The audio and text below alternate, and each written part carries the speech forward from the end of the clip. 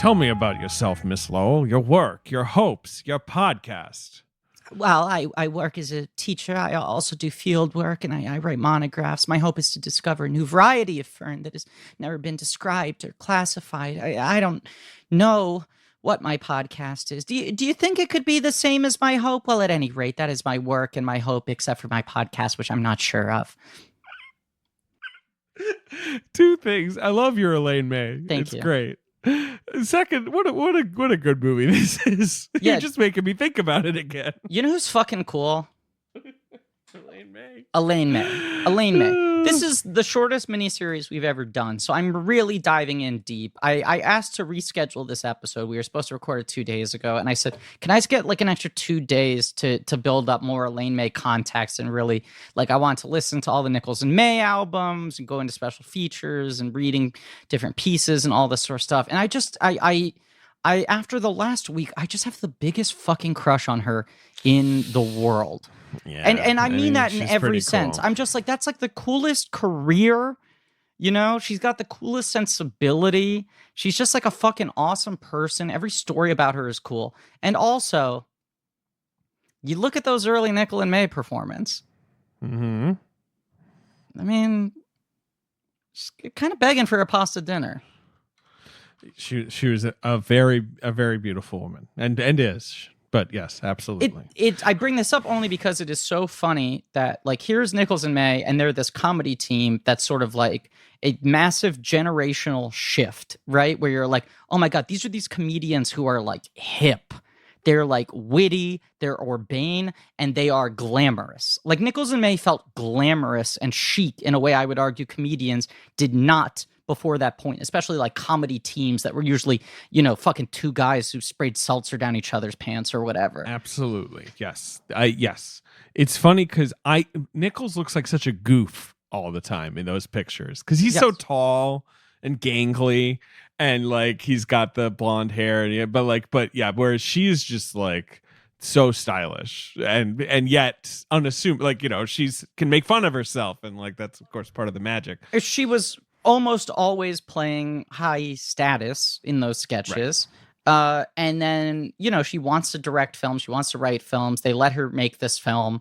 They insist that she star in it, which she doesn't want to do. And it's like, here's Elaine May, who, if you look at Nichols and May's career, you're like, well, of course, she was bound to be a movie star. And she sort of like begrudgingly allows herself to be the co-star of this movie and plays the least glamorous character in the history of cinema.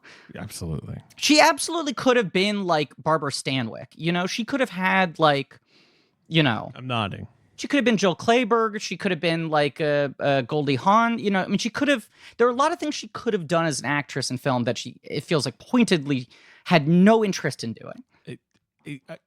That's the whole thing we're going to dissect over the next month. Yeah. Over April, because April is May this year, my friends. Oh, what's that? Oh, man, that's me hitting my knee, because that's a dang knee slapper, It's a dang knee slapper. Look, we're going to engage in some Nichols and May-esque high wire comedy of our own. This is a little podcast called Blank Check with Griffin and David. I'm Griffin. I'm David. You got it. You Said got it twice. The David's so nice. He said it twice. And this is a podcast about filmographies, directors who have massive success early on in their career and are given a series of blank checks to make whatever crazy passion projects they want. And sometimes those checks clear and sometimes they bounce, baby. And this is a mini-series on the films of Elaine May, a far too short career, but one that really has humongous ripples. And it is called The Podbreak Cast. Today we are talking her debut film, the only one that she stars in, A New Leaf. That's right, my friend. A New Leaf. A New Leaf with Walter Matthau and the great James Coco. Correct. I forced a Podbreak Cast without getting confirmation from you guys. I just felt like it had to be the title because the only other real option was Podcashtar. Now, you know, we often say that they're the only... People are going to come at us with like, but what about Poddy and Casty? Well, and first what off, there are about... literally only 4 titles we could work with here. No, but then they start... They come up with quotes. that they work, the title into, or they turn a character's name. They've got all kinds of stuff they lob at us. Pod Lane, Maycast. Exactly. Right. They cram it into the director's name. Look, I agree with you. I think the Pod Break cast, that's what we're doing. I already forgot. It's so clean. It sticks in your head. Clean. It's Mr. Clean. That is the baldest miniseries title ever. I call it the baldest one because it's mister Clean. Now, can I say something? Yeah. David, there is in fact a third person on this podcast. True. And this is a guestless episode, so we can take the time to introduce him. A thing that has not been retired, but has been benched just because our episodes are already long, and what I'm about to do will take several minutes. So you're going to do it. Oh, God, it's going to happen. Okay, Look. You want to do it. All right, okay. David, you and I are hashtag. I'm gonna go make like a dinner, but go ahead. Yeah, we're the That's two our competitive advantage. We're two friends, and we're the two hosts of this show. The third person on mic right now is not a host. No, he's the producer. He's a producer, and people have called him Producer Ben, Purduer Ben, the Ben Deucer, the Poet Laureate, the Meat Lover, the Tiebreaker, the Fart Detective, our finest film critic, the Peeper, Birthday Benny, Hello Fennel, not Professor Crispy. He is not Professor Crispy. Not. He is the not. Fuckmaster. He is Dirt Bike Benny. He is White Hot Benny. He is Soaking Wet Benny. He is the Haas. He is Mr. Positive. He's Mr. Positive. He's a close personal friend of Dan Lewis, the voice of reason, Santa Haas, love that the bit. commish, and of course, as recently gifted to him by our friend Io Adebri, he is Wishful Ben. Yeah. I don't remember what the context of that was. What was I don't the context either. of that? I don't Wishful either. Ben. Our mythology is impossible to keep track of at this point. But Forgot here, about Santa Haas. That's an old one. The voice of reason is when Sonia called you the voice of reason. I remember that one. yes. Oof, boy. I don't remember that. Was the Booker on that list? Yeah. No, the Booker wasn't on the list. That's an important one. I feel like you do most of the booking these days. So maybe, That's true. Right, yeah. I suppose I'm more the You booker. like to get it on the book. But there's another wrinkle we haven't discussed here. What's that? He does have a tendency to graduate to certain titles at the end of each miniseries. Right. Yeah. Right? Like, for example, if I could just list a few, and by a few, I mean all. Producer Ben Kenobi, Kylo Ben, Ben Night Shyamalan, Ben Sate, Save Anything, ... Ailey Benz with the $sign, War Haas, Purduer Bane, Ben 19 the Fennel Maker, Robo Haas, Benglish, Mr. Ben Credible, Eat Drink Ben Hosley, Beetle Vape Juice, The Hosliday, Public Benemies, Hosaka of the Ditch of the Jersey, Stop Making Bens, Haas Pig in the City, Ben Hosley Met Sally, ... and The Secret Life of Ben's. Now, I bring this up because we're a couple short. We're two behind. Because we Yeah. didn't do a Zemeckis one, and we didn't do a Musker and Clements. Yes. And now I feel like those have to be mauled. I mean, do you have any off the top of your head, Griffin? I don't. I just want to set this up. Maybe that's a goal by the end of this episode. Sometimes the Reddit will come up with a nickname, and I'll notice it, and I'll be like, "Ha," but then I don't remember it. I'm sort of scanning the Reddit now. Is it Let's welcome? see. Maybe welcome to Ben Ben? Welcome to Mar Ben was definitely one of them. But welcome to Ben my Ben is almost God. funnier. I should mention, by the way, we're talking about Ben Hosley is the person Hi. in question. Hello. Yes, the I'm close here as personal well. friend of Dan Lewis. That's your favorite bit? Is the close personal friend of Dan Lewis? I mean, it's of course it's not a bit. We don't do bits on this show. No. Yeah. Never. I'll say this. I feel like, you started doing that bit years ago, right? It stemmed out of you referring to him as Dan. Sure. And we were joking about what gives you the right to be that familiar with Daniel Day-Lewis. And you said, well, I'm a close personal friend. Everything Daniel Day-Lewis has done surrounding his quote-unquote retirement from acting makes me think the two of you would actually get along very well. I agree. Yeah. Get bad tattoos, vape. Right. Yeah, and like Paul Thomas Anderson talks about every time he tried to talk him into doing a movie, he was like, he's supposed to sit on the couch and watch like Man versus Food and stuff. Sure. Right? No, it's Naked and Afraid. Naked and Afraid, I think, is the one that Daniel Day-Lewis loves. Fair enough. I turned him on to Alone, that show where people go out into the woods. Is what I'm and- talking about. Yeah. We got a big kick out of the recent season. A guy eats a woodchuck like day 3 and gets really sick. Of course. Shouldn't have done that. Really sick and just Shouldn't shits have eaten a himself and they woodchuck. Yeah, well, he was starving, but Sure. he's like this tough military trained guy. He eats a woodchuck and he's like pooping his pants and they have to fly him out in a helicopter. And you and Dan were just slapping knees. We were dying because he talks such a strong game. He's like, I'm going to survive 80 days, no problem. And then he's pooping and crying. Oh, God. How long could you do that? I could do that for like one day. I could do it 1 minute. I just remember the other Ben nickname suggestion I really liked. What was that? The Great Mouse Fart Detective. Ooh, Oh yeah. wow. Oh, it's lock it in. Ben, if you can play some kind of lock sound effect. Just like Okay. cha-chunk. Yeah, that's Okay. Oh my God. You know what I'm thinking about right now, Griffin? What? Just by some circumstance, 88-year-old Elaine Iva Berlin, aka Elaine May, finding out about this podcast, learning like how to listen to it or whatever, like loading it up on her podcasts app, and just listening to this first 15 minutes and being like, "What the fuck is this?" I thought they were talking about my movies or something. Yeah. He wants to take me out to a pasta dinner, and then they spent 18 minutes talking about this guy's nicknames. Who's this horny little twerp talking about how sexy I was She would break me. in the fucking 60s or whatever? Yeah, I also think I say this with great consideration. I do think she is, of all the directors we've covered, the least likely to ever listen to this show, including the directors who are currently dead. Yeah. I think it would be easier to get a non-living filmmaker to listen to this show than Elaine May. I just cannot imagine her even considering wasting her time on this. I just imagine saying the word podcast to her and her going like, "Oh no, that's all right." Like, I don't need. I don't need that. that. That's okay. Yeah. Yeah. I saw her. I'll probably talk about this fucking every episode, but I saw her. They did a screening of Ishtar probably about 10 years ago, and she did a Q&A afterwards at 92nd Street Y.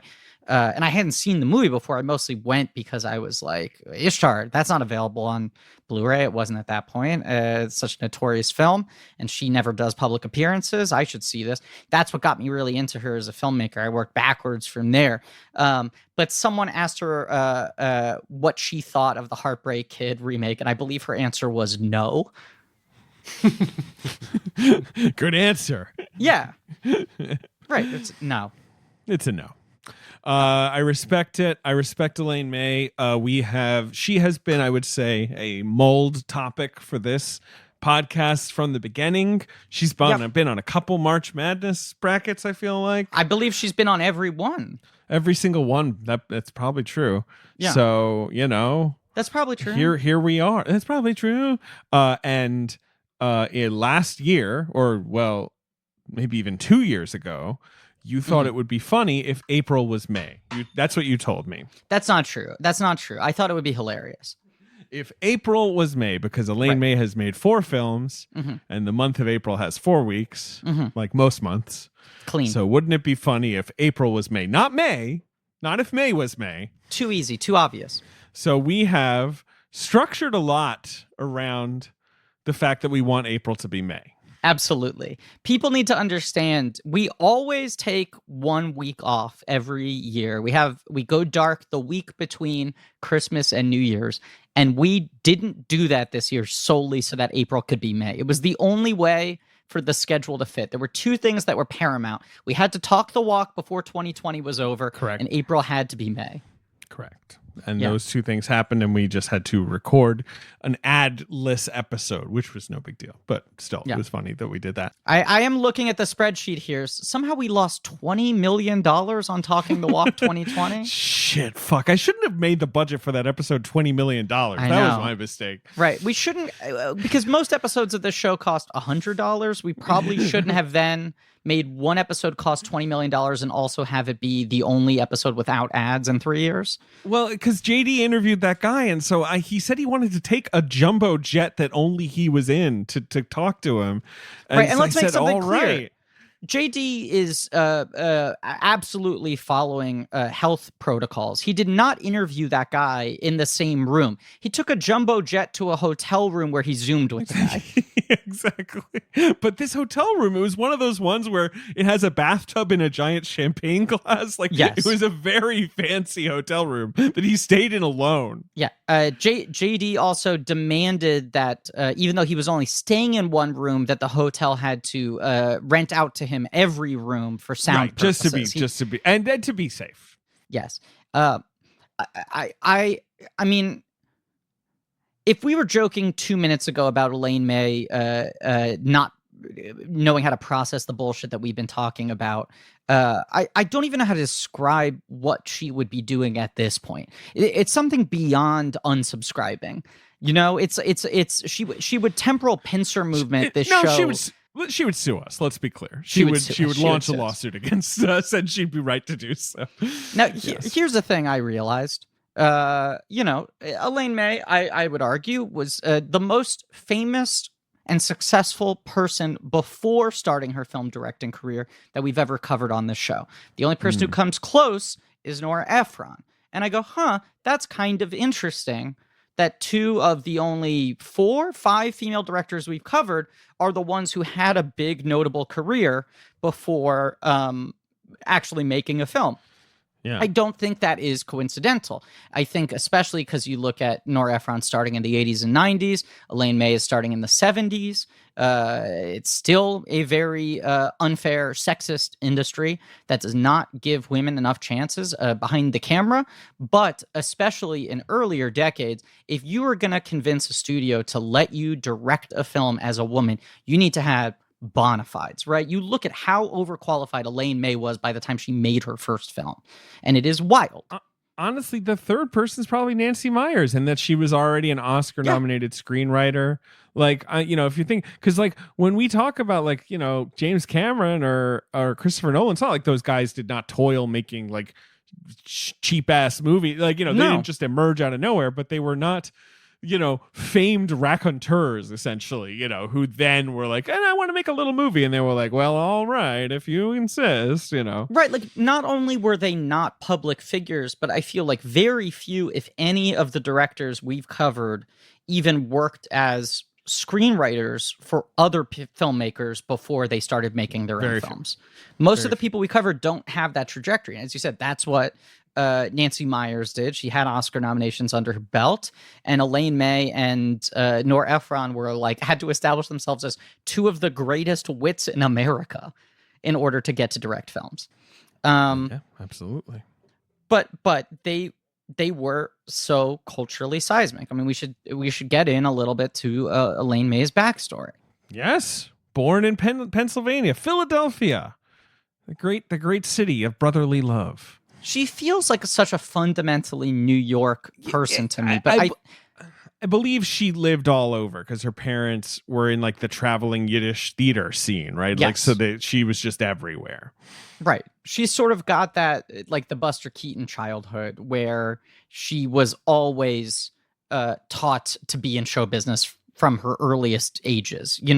She was being taught routines. She was understanding how to play in front of a crowd, probably at the same time that she was learning how to walk and talk. Right. Because so they toured the country. Her father dies when she's 11. They move to Los Angeles. She drops out of high school when she's 14 years old. She marries a toy inventor when she's 16 years old and has a child with him when she's 17. She has Jeannie Berlin, who goes on to be an actress herself. She's with that guy for years. They were married for like 12 years, I think. And then she marries another guy. It's like a very brief marriage, but somewhere in there, it's in the 50s actually. She moves to Chicago, and that's where she's auditing classes, sure, but what she starts to get interested in is improv comedy with skinny old Mike Nichols. Ang Lee had a somewhat similar thing where he had a family and multiple children before he even started to get into film. But here she is. She's a woman. She's in her 20s, but she's already been married for a decade and has a child about 10 years old by the time she even starts to, get back into acting in a serious way. Right, joins the Compass Players. That was her formed. big thing. Yes. I mean, that was Basically right. She was formed, one of the yes. founding members. Yes, She's a charter member. Yes. Yes. And the Compass Players are one of those groups that are just sort of like, I know her initial group, obviously Mike Nichols was in it. Shelley Berman was in it, who was kind of the major precursor to Bob Newhart. He did these albums inside Shelley Berman, outside Shelley Berman, where he was the original kind of like phone call comedian. He's Larry David's dad. He's Larry how David's you dad. might know him, right? Yeah. Yes, but I just want to make it clear because I feel like he doesn't get enough respect. I love Shelley Berman. Legendary, yes. Yeah, absolutely. His whole thing was the thing that Bob Newhart later really popularized, which is your routine is one person conversations, right? What are you saying? Oh, it's my thing. Right, yes. Right. He'd literally hold a phone up on stage. But also, what's his name? Sills. Paul Sills was part of the original group, who later goes on to found the Second City. But also, who else was in there was a company member? Del Close. You heard of this Del guy? Close? Truth in Yes. Comedy.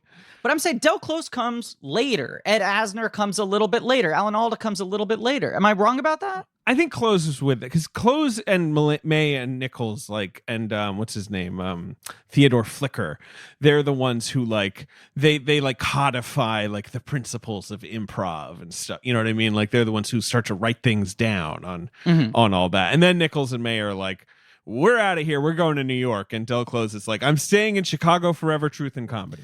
Well, yeah. I mean, they were the performers, and Del was the guy who was gonna just go on to teach, which is kind of a thing that happens in just the arts in general. Did he ever make a Herald team though?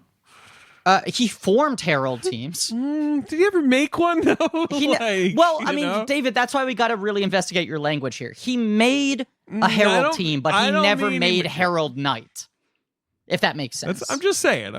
Yeah. He never made a Herald Night. Let's just say, obviously also Ed Asner, Alan Alda, Jane Alexander, Valerie Harper, Barbara Harris, Linda Lavin, Jerry Stiller. A lot of big people came out of Compass Players, but also, all these major schools of modern improv come out of there. And they really kind of revolutionized American comedic improvisation as an art form. If you want to lay blame, you can also place it at their feet for what it's turned into. That's what I'm trying to build here. Right. I'm like, is Elaine May responsible for our biggest national catastrophe? No, right. I'm kidding. Who? Come on. It's but fun. Wouldn't you say though that it started more as it's an art form, but the idea was to showcase it live, but then to take what you created out of that and make sketches, yes, right. Or to develop a routine out of it. Right. It was a little less of the no, it's just whatever happens that night, and that's for everyone to remember, and it never happens again, and it's magic we're creating, and it's that's part of the magic that you'll never do it again. Yes, and that was the cornerstone of Second City and what it was founded to do. The Second City main stage still is if you go see a Second City, I was going to say now, but you obviously can't. But a Second City main stage show has the main stage company doing new sketches that they've written, which they've derived from improv, but also doing classics. And if you went to go see a main stage show whenever they reopen, they might be doing a Nichols and May sketch, or like a Bob Odenkirk, Chris Farley sketch, or a Sedaris Colbert sketch. It's the whole thing. They just have an archive of sketches written by some of the most prolific comedians of all time, right. Going back decades and decades. It's really incredible. Yeah. Down by the river. Matt Foley. In a van. That was Bob Odenkirk wrote that at Second City, and they put it up. Just shit like that makes me just, it's so cool. That shit's so funny. I know that's the least interesting thought in the world. But it's so fucking funny.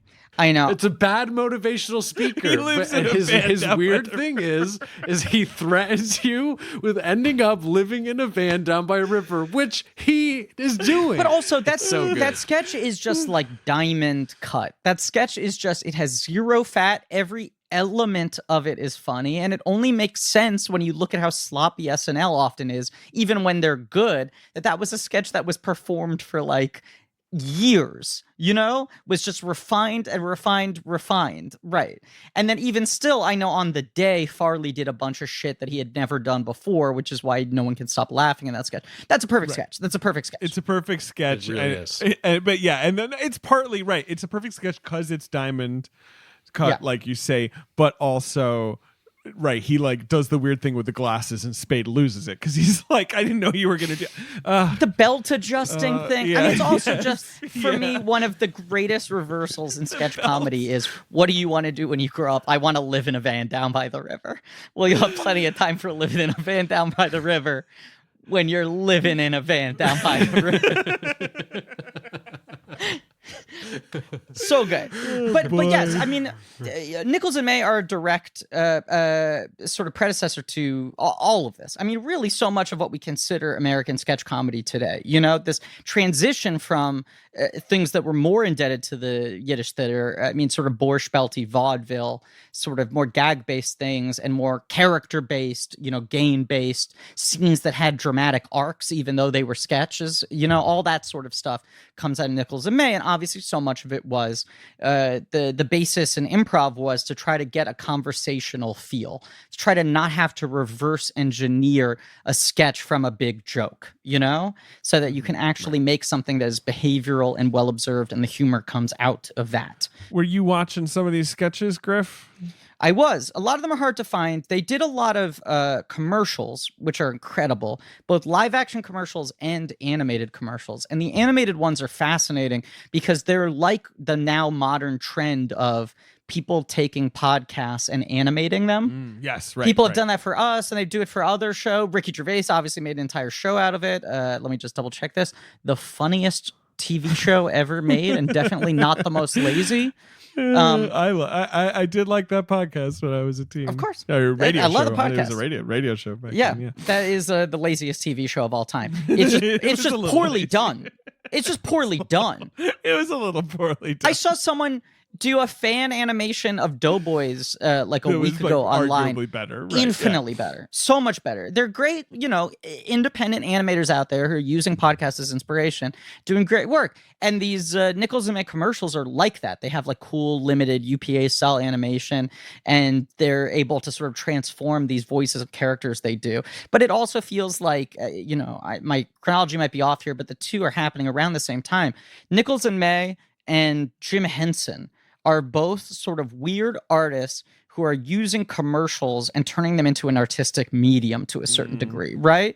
It's like the commercial agencies want to use the cachet of these hip artists to actually make things that are genuinely funny or have artistic integrity and aren't just showcasing a product. And they find a way to strike a balance of doing something they can actually be proud of, and just how can we give the bare minimum of attention to whatever beer or cigarettes or coffee that we're selling, And if you look at those Nichols and May commercials, the Henson commercials, they're still so funny, and you can't imagine anyone making them today. They would do appearances on late night shows, but their big thing obviously was they spun off from the Compass Players. They felt like the team within the Compass Players at large that really had the magic chemistry. And Nichols talks about how Elaine May was just right there from day one. When he joined, when he saw them perform and asked if he could join, she was clearly the superstar. And he joined and was not good. He kept on going to Sills and going, "I'm bad, you should cut me." And Sills would go, "You're going to get good eventually. Someday you'll get good." And he was like, it took maybe a year until they were like, "Oh my God, Mike, you played a character. You figured out how to do a character." But it was very much an evolution to him finding that he was the perfect missing piece to everything Elaine May did. And a lot of it was class commentary, She comes from the Yiddish theater. He's, an immigrant. He leaves Nazi-occupied Germany, gets out barely with his family and comes to the States. And he had been this sort of very arrogant, smart alecky dude who had coasted through life. And Compass Players, he said, was the first time that he actually wanted to work hard. He wanted to get better at something. So they really take off. They're sort of the breakout of those shows in Chicago. They go, we should go to New York. We should make it. They go see agents. They get rep by a big New York talent agent who I forget the name, but who represent a lot of the big club comedians at the time. And they're doing like the Village Vanguard and Cafe Wa, whatever. And eventually it leads to, I think Arthur Penn is the one who sees them, who at that point is still mostly a theater director, an actor studio guy. And he says, we should take this to Broadway. Yeah, it's Jack Rollins is the guy who's their manager, right? You know, who's later Woody Allen's manager. Yeah. Yes. And but at that point, I think they're doing TV appearances, they're doing commercials, but they do the Broadway show, and it's humongous. Sellout show. You can listen to some of it, you know, on Spotify or what have you, with like it's called An Evening with Mike Nichols and Elaine May. That's like the album they put out that was like a best-selling album. They have their 3 albums, which are immaculate. Each one's 30 minutes long. Can't recommend it enough. Yeah, they're very, very funny. That's what I've been listening to.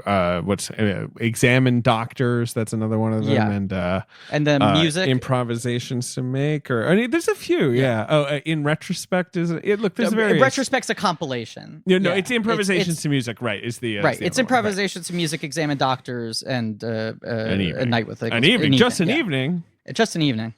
The adultery is my favorite scene. Yes. Or sketch or whatever. From the like that one, once they get to the French, it's just like every line is like a laugh line. Like it's so fucking good. But what's so fascinating about watching them or listening to them, and I found, let me double check what this thing is called. I think it's called Nichols and May Take Two, but it's like a documentary, I want to say from the 90s, where they interview a bunch of people who were influenced by them, like Robin Williams and Steve Martin. Yes, it's called Nichols and May Take Two. It's about It's another an American hour long. Masters. Right. Yeah. Yes. Yeah, it's a and they interview all these people who are inspired by them and people who worked with them, but also they include a lot of sketches on video full length. And it is so fascinating watching them. They don't really have traditional setup punchlines like a lot of sketches do. They don't have the same sort of obvious game playing that a lot of sketches do. So much of the comedy just comes from how well observed it is, that they are heightenings of types of people and behaviors that we all know that people had never crystallized before that point. And even still 60, 70 years later, they still feel like, oh my God, I can't believe how well they're capturing this thing. And she's playing like professionals versus playing like, you know, harridans or housewives or battle axes or like whatever. She's the always traditional, very high status. Yes, right. She's the very high status self-possessed. one. Yes, right. There's an amazing sketch with the two of them as teenagers in a car.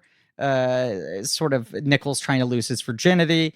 There's a sketch that is May haranguing Nichols as her son for not calling her enough, and he's literally a rocket scientist who is working on the first NASA mission, and she's just guilt tripping him about everything. And I think it's Rollins says it is astonishing because I know firsthand how much that was based on her mother, and yet you watch it and it is everyone's mother, and it truly is. There's something primal that she taps into, and that was so much of their comedy, of just like the sketch opens up, and once the audience recognizes, oh, these are two nervous kids who are debating whether or not to have sex in a car, they start laughing. They just start laughing, and the laughs come from either the situation is so funny that everything happens and is so funny, or everything they say is just so spot on. Have you seen the sketch? I think they did it literally on the Emmys, where she comes out as a presenter, dead serious. They introduce her as like, you know, and she's one half of one of America's hottest comedy teams, Elaine May.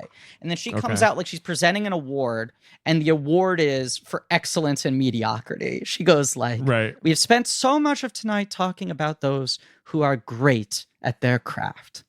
But what of the other people? And she's got her like chin up in the air, and she's got her cat eye makeup and her sleek black dress and everything. She's playing it totally straight. And so they announce they're giving the award to the most mediocre man in the entertainment industry. And then Nichols is that guy planted in the audience, and he comes up and gives an acceptance speech. And they just do it in the middle of the award show.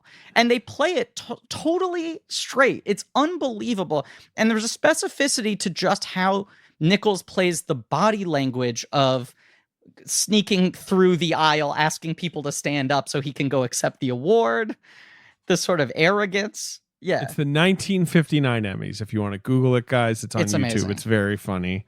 Richard Nixon presents right before them. It's like Nixon giving a very straight, like, this is what makes America great. And then Nichols and May get up. Television's just wonderful, isn't it? Right. And they're making fun of like award shows being back patty in 1959. Hey, they were. Yeah. You know who's funny, though? fucking- That Bob Hope. Sorry, go on. Hey, Bob Hope is kind of funny. I like the golf club thing, He's pretty funny. which actually. I learned about on Simpsons. I like when he sings Thanks for the Memories. That always makes me laugh. That's such a good bit. Yeah. They performed at Kennedy's birthday, Yeah. which is where Marilyn Monroe did the famous Happy Birthday, Mr. Right. President. It's just crazy, like, that they've saw that. Yeah. They're so part of culture. They influence comedy in this massive way. It's like, and then the movies they made, like, they're really, man, we're going to really nerd out. This is, yeah.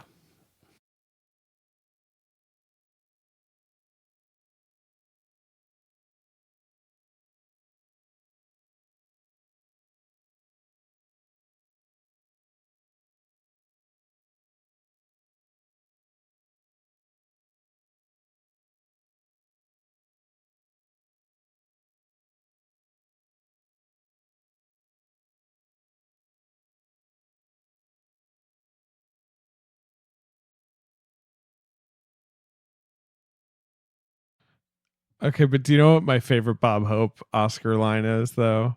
Because everyone knows "Welcome to the Academy Awards," or as it's known in my house, Passover. Right? I was going to a say funny that's line. my favorite one. Because he didn't win the awards. Is the joke. They passed him but over. Here was my favorite. We're all here to celebrate Oscar, or as he's known in my house, the fugitive. That's pretty funny. It's pretty good. I'm going to be very careful with how I choose my words here, because I'm going to say something that could be misinterpreted. So I want to be, I'm going to preface this right off the top. I'm going to say very clearly, do not try to murder anyone. Okay, so let's just offer that as a preface. I just want to make it very clear that my opinion, the official opinion of Blank Check, is do not try to murder anyone. That having been said, in the movie A New Leaf, Walter Matthau's character goes on a search to try to find an eligible heiress whom he can murder to then collect her fortune. And we see that he has a very difficult process trying to find the ideal candidate, right? So with that in mind, no one should try to murder anyone. But if you're having a similarly difficult time trying to find an ideal candidate for your company, I want to make this clear, to employ someone, to create a job, to give them a living wage, okay? Let's say that you're the hiring expert for your company and you're having a Walter Matthau-esque struggle to find the right person to employ and keep alive, then what you really need is help making your short list of quality candidates, much like his butler helped him make a list. But I want to make it very clear, it does bad list. It's a bad list, and ultimately the character learns his lesson. The point is, you need a hiring partner who helps make your life easier. You need Indeed. Okay? Indeed is the job site that makes hiring as easy as 1, 2, 3. Post, screen, and interview, all on Indeed. You get your quality short list of candidates whose resumes on Indeed match your job description faster. Only pay for the candidates that meet must-have qualifications and can schedule and complete video interviews in your Indeed dashboard. Indeed makes connecting with and hiring the right talent fast and easy. And with tools like Indeed Instant Match, giving you quality candidates whose resume on Indeed fits your job description immediately, and Indeed skill tests that on average reduce hiring time by 27%, you can choose from more than 130 skill tests, or add your own, then add your must-have requirements so that you only pay for applicants that meet them. And I'll just say, according to Talent Nest, Indeed delivers 4 times more hires than all other job sites combined. That was in caps, so I felt like I had to put a little more stank on it. If you're hiring, you need Indeed. So get started right now with a free $75 sponsored job credit to upgrade your job post at Indeed.com/check. Get a $75 credit at Indeed.com/check. That's Indeed.com/check. Offer valid through June 30th. Terms and conditions apply. Do not murder anyone. Look, the thing about Nichols and May is they're like, I mean, how many people went out on top? Like, right? Like, obviously it's like Seinfeld, they ended the show when they were number one. Like, what are the examples like that, right? Where it's like Andrew Dice Clay. Yeah. The Dice Man, obviously, right? But like, they can do this for years. Not only could they have done it for years, but they could have become like Martin and Lewis, right? I mean, they could have get the movie deals, get the right. They could have transferred it to different mediums. They could have done a lot of different things, and instead they totally split up, which was very much her choice. Nichols was kind of devastated. She was like, we're not going to be able to keep this fresh. It's time to end it.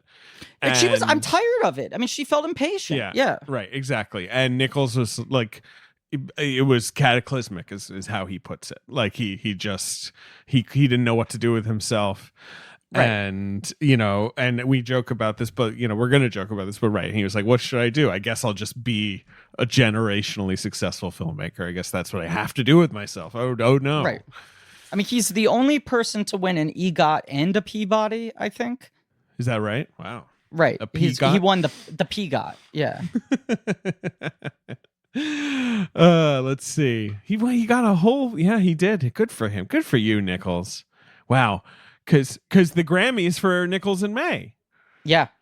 Right. The Grammy is always the one that gets you because you essentially have to be someone who's musically inclined, or else you have to win through a comedy album or through like maybe a spoken tape, word, a book on tape. But that's so much harder to do. I think I've said this before, but what I'm striving for in my career is an EGOT. Okay, go ahead. So there's 2 G's in there. Right. So it's Emmy, Golden Globe, Oscar, Tony. I feel that way I don't ever have to get into a recording studio again. Right. Yeah, well, Mike Nichols has 1 Oscar, 1 Grammy, 4 Emmys, 9 Tonys. Pretty impressive amount of Tonys, including 7 for directing. It's not like he got a bunch of producing Tonys. Doesn't. Anyway. And Elaine May has a gin and tonic, right? She has a Grammy and a Tony. Right. Yes. She never won an Oscar, that's for sure. Yeah. She obviously won a Grammy. She certainly won a Tony for the Waverly Gallery. Had she won before then? I don't know. Maybe. I believe she was the oldest winner ever. I think that's right, or maybe second old. She was a very. Did you see the Waverly Gallery when it was on Broadway? This was only last year. Yeah, I mean, I'm fucking all about Kenny Lonergan. I never miss a Lonergan production. He's my favorite playwright, and I love Elaine May. She was unbelievable in that show. I mean, it was one of those that, yes, it did not seem like some kindly carear award when she won that. It was just, everyone was just like, oh, well, yeah, she's winning that. Yeah, that's just lock, stock.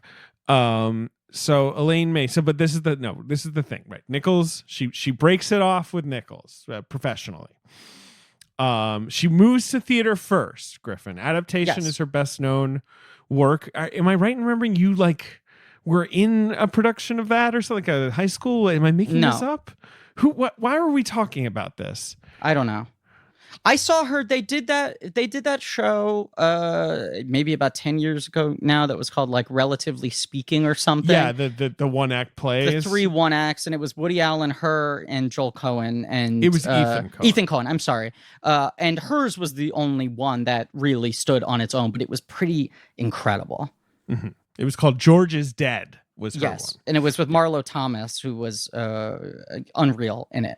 But yes, she went to theater pretty quickly, I think, because it was easier to sort of throw her weight in theater, be given control, and also that words are more respected there.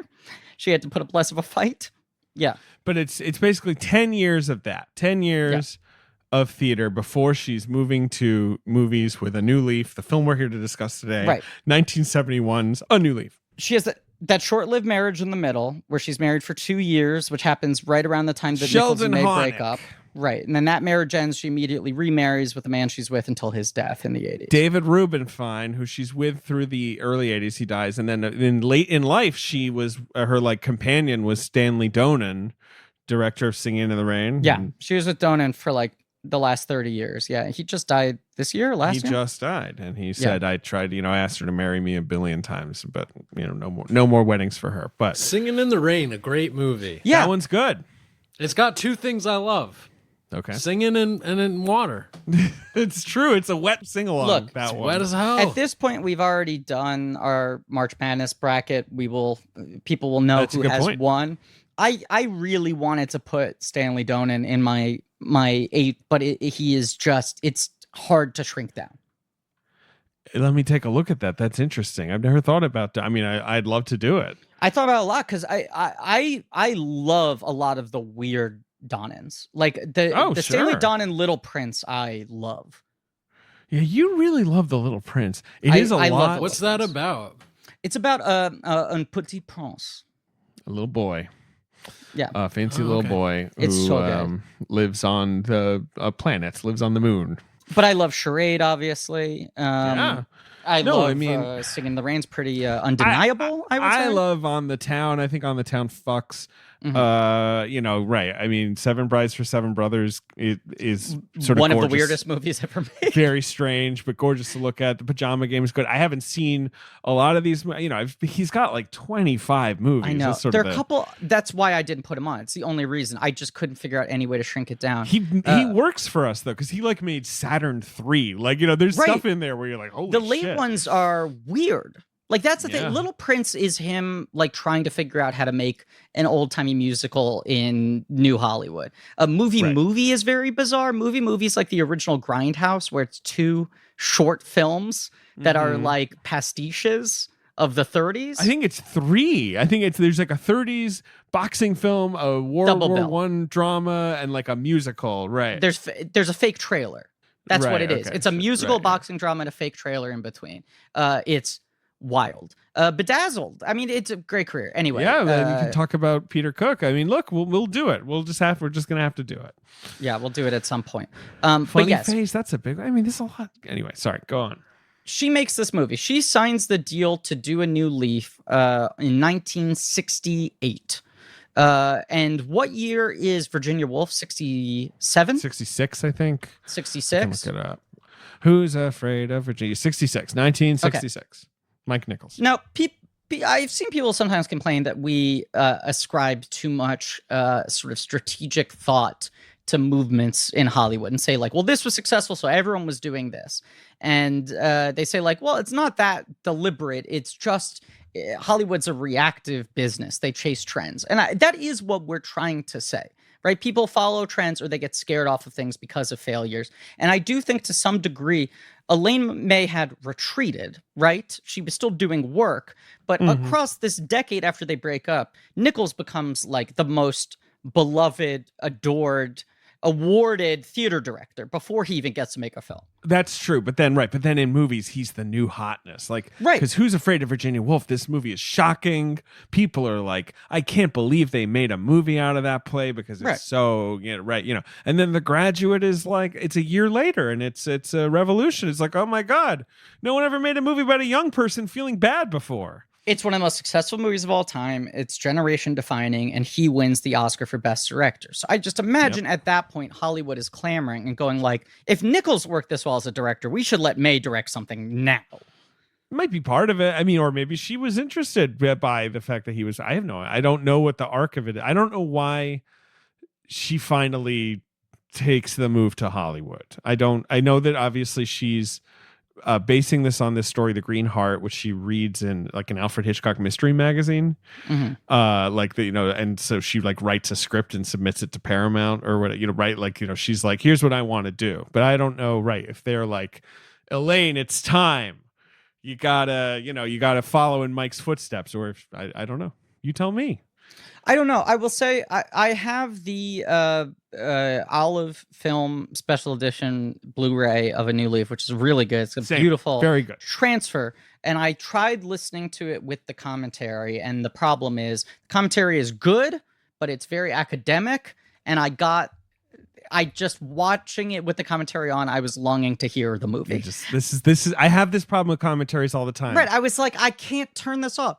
Often I do, and I was trying to, cut out the time to watch it 2 times, but I just like, I'd seen the film pretty recently, so I was like, well, I've seen it without commentary recently. I could do it, but I just was I couldn't resist just watching the movie itself again. Even if you've just watched the movies, sometimes there's just like, that's just how it, like, even if you just like, well, but this is a funny moment, I want to like, and then anyway, I agree with you. I really struggle with commentaries for that exact reason. I didn't when I was younger, but I don't know. Maybe it's just there's a lot of movies to watch. It's also funny to think, Griffin, that at this point, Mike Nichols is already on the rebound as a director because he comes out of the gate so hot with those first 2 movies. Then he tackles Catch-22 for his 3rd movie. I mean, this sprawling major American work, right? Where it's like, oh shit, like he's shooting for the stars. And that thing's a flop. And then, but in 1971, same year as this, he's doing Carnal Knowledge, which is kind of his like, his rebound. Okay, Get right, back I'm stripping it back, right? We're getting shocking and intimate again, and it's all performance, and like he's, we'll do him on the show one day because it's a great run. Okay, this is what it's saying. Oh, man, sorry, Ben. What were you gonna say? Well, it's just you rattle off 71, and as somebody who loves music, loves the history of music, it's just like, it's so crazy to me to think about culturally what was going on in theater and music and movies. I almost said unfortunately. I mean, it's not unfortunate. I really think that was like maybe the best time for art, or one of the best times or something. Do you know what I mean? Do you guys disagree? This is my favorite time for movies. Like the early 70s is my favorite era. What? They're going to be making a movie about a multiverse of madness next year. I mean, I'm just trying to point this out to you, okay? Like Doctor Strange is returning. That's true. No, I agree with you, Ben. I agree with you, Ben. Yeah, Ben, also, I mean, this year is going to put on, hopefully, God willing, if theaters have reopened, on the biggest screen imaginable, the opportunity to see the biggest, reddest dog you could imagine. This guy is no ordinary sized dog, and I need you to understand that. No. Well, and I love him for that.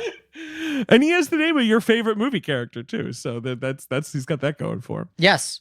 Clifford. That's true. It's a good Charles Grodin miniseries. This is what it says on the Wikipedia, and there's no citation, but this lines up with what I remember hearing. May wrote a new leaf from Richie's short story, but she never intended to act in or direct the picture. I think she just liked the material. She was originally offered $200,000 for the script, but her agent cut a deal with Paramount so that May could direct and he could produce. I think that was unbeknownst to her. She was paid only $50,000 as her agent told her a first-time director could not expect such a large sum of money. Then they told her, Paramount said, if you want to make this, it has to be Matthau. Matthau's the only guy that will give you a green light for. They wanted to be Matthau and Carol Channing. She said Carol Channing would not be able to disappear into the role. It's probably true. I agree, yes. Yeah. So she said, can I pick someone else? And they said, the only other person we would let you put in the role is you. Yes, they basically bully her into being in the movie. Right. There was someone else she thought about. Maybe not. I could have sworn I read some article where but yes, Carol Channing was their original choice. That was their thing. They said, it's Carol Channing or you. You pick. Yeah, exactly. She was like, I can't pick. And they were like, you can pick you. That's your choice if you wish, to do that. Because she wanted it to be Matthau's movie, essentially. Yeah. Like she was like the woman needs to be someone who will not compete for laughs and for kind of presence, because the whole point is that this guy is so fucking dominant and she is so sort of, wallflowery, right? Like I think that's why she's afraid of like a Carol Channing. She's gonna, Carol Channing's gonna want her laughs. The lady's a pro. Yes. That having been said, it means she gets nominated for a Golden Globe Award for this movie. No, having said, she fucking absolutely rock bottoms this movie. It's an incredible performance. She puts it through a table with God as my witness. She gives this movie the people's elbow. Exactly, but I'm just saying, but she also knows that, it's funnier. She's just, in a corner kind of mumbling to herself sometimes. Absolutely. But her contract is incredibly well set up, despite the fact that she's not well paid. She gets final cut, even though that later becomes a point of much contention. And they put a clause in the movie that they cannot fire her without paying out a penalty of $200,000, Correct. which is more than they're paying her to act, direct, and write at this point. So they thought about firing her many, many times, and they kept on saying it wasn't worth it. Yeah. I think they thought about firing her because, and this is a pattern for Elaine May, and God love her for it, the movie went like way over schedule and way over budget, and it took forever to edit. Like that that's her process. Clearly. Yeah. Editing took about a year. It went 40 days over schedule. When you think about it only being a 5-day work week at most, that's quite a bit, especially for a comedy. Also, like, what do you think the schedule for this movie? Like, was the schedule for this movie 40 days? Absolutely not. I would guess it was that. Also, the budget was originally $1.8 million. It went up to over $4 million. So she doubled the budget. More than, yes. Yeah, I mean, look, the thing is, this is the one I would say that she is the most upset about, it seems like, in that they truly took the cut away from her and just cut it down. But she presented a 3-hour cut to them. Yes. And like, I'd love to see it, to be clear. I would love to see a 3-hour cut of this movie. This movie rules. But it also just feels bananas to me. Like, there's no way Paramount's putting out a 3-hour comedy about a rich guy trying to murder people. Like, that would be insane. Well, do you know the original cut had multiple murders in it? He succeeded in murdering multiple people. They had to cut out all the murders because they were like, I don't think this guy's gonna be too likable by the end of the movie. Yes, if he's getting away with real murder. There's a good special feature, which of course Elaine May is like, I don't care about him being likable. Right. Yes. And again, God love her. She's the queen. Absolutely. Yeah, I agree, Elaine. I'm just saying, coolest. Yes. I understand Paramount may be worrying about the commercial prospects. Yes.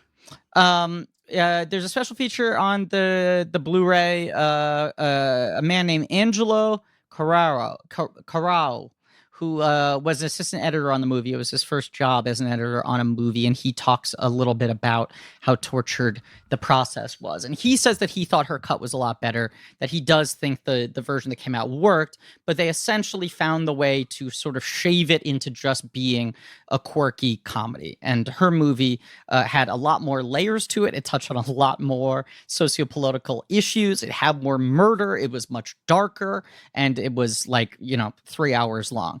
But when he came on, she had already been working on it for months. They had fired an editor. They were making her do reshoots. They fundamentally, apparently that the entire process of filming, looking at the dailies, they were like, this is not how a comedy works. They were incredibly disheartened with all the footage they were seeing.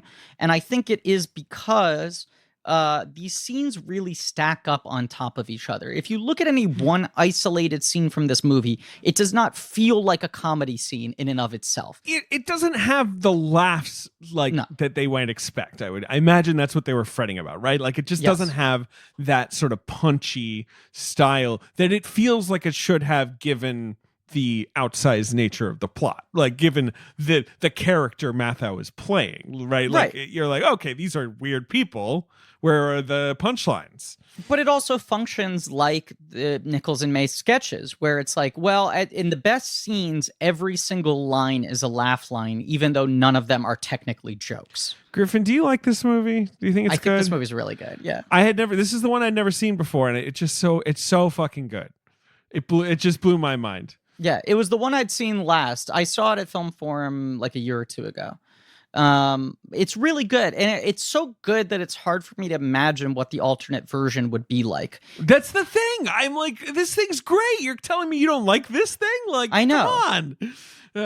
Mathau apparently greatly preferred this version, fought for it. There are a lot of people. I mean, I was just even looking, like, Ebert named it one of his best films of the year, but his review is largely talking about the fact that Elaine May disowned the cut. So it's like, this was very much a movie that I think had a Margaret-esque reputation, where it landed with people being like, this thing is troubled. You know, it was a relative hit. It was well reviewed. It got awards nominations. It got, right, as you said, it got, I think, 3 Globe nominations, right, for picture, actor, actress? Yeah. No, just 2, picture and actress.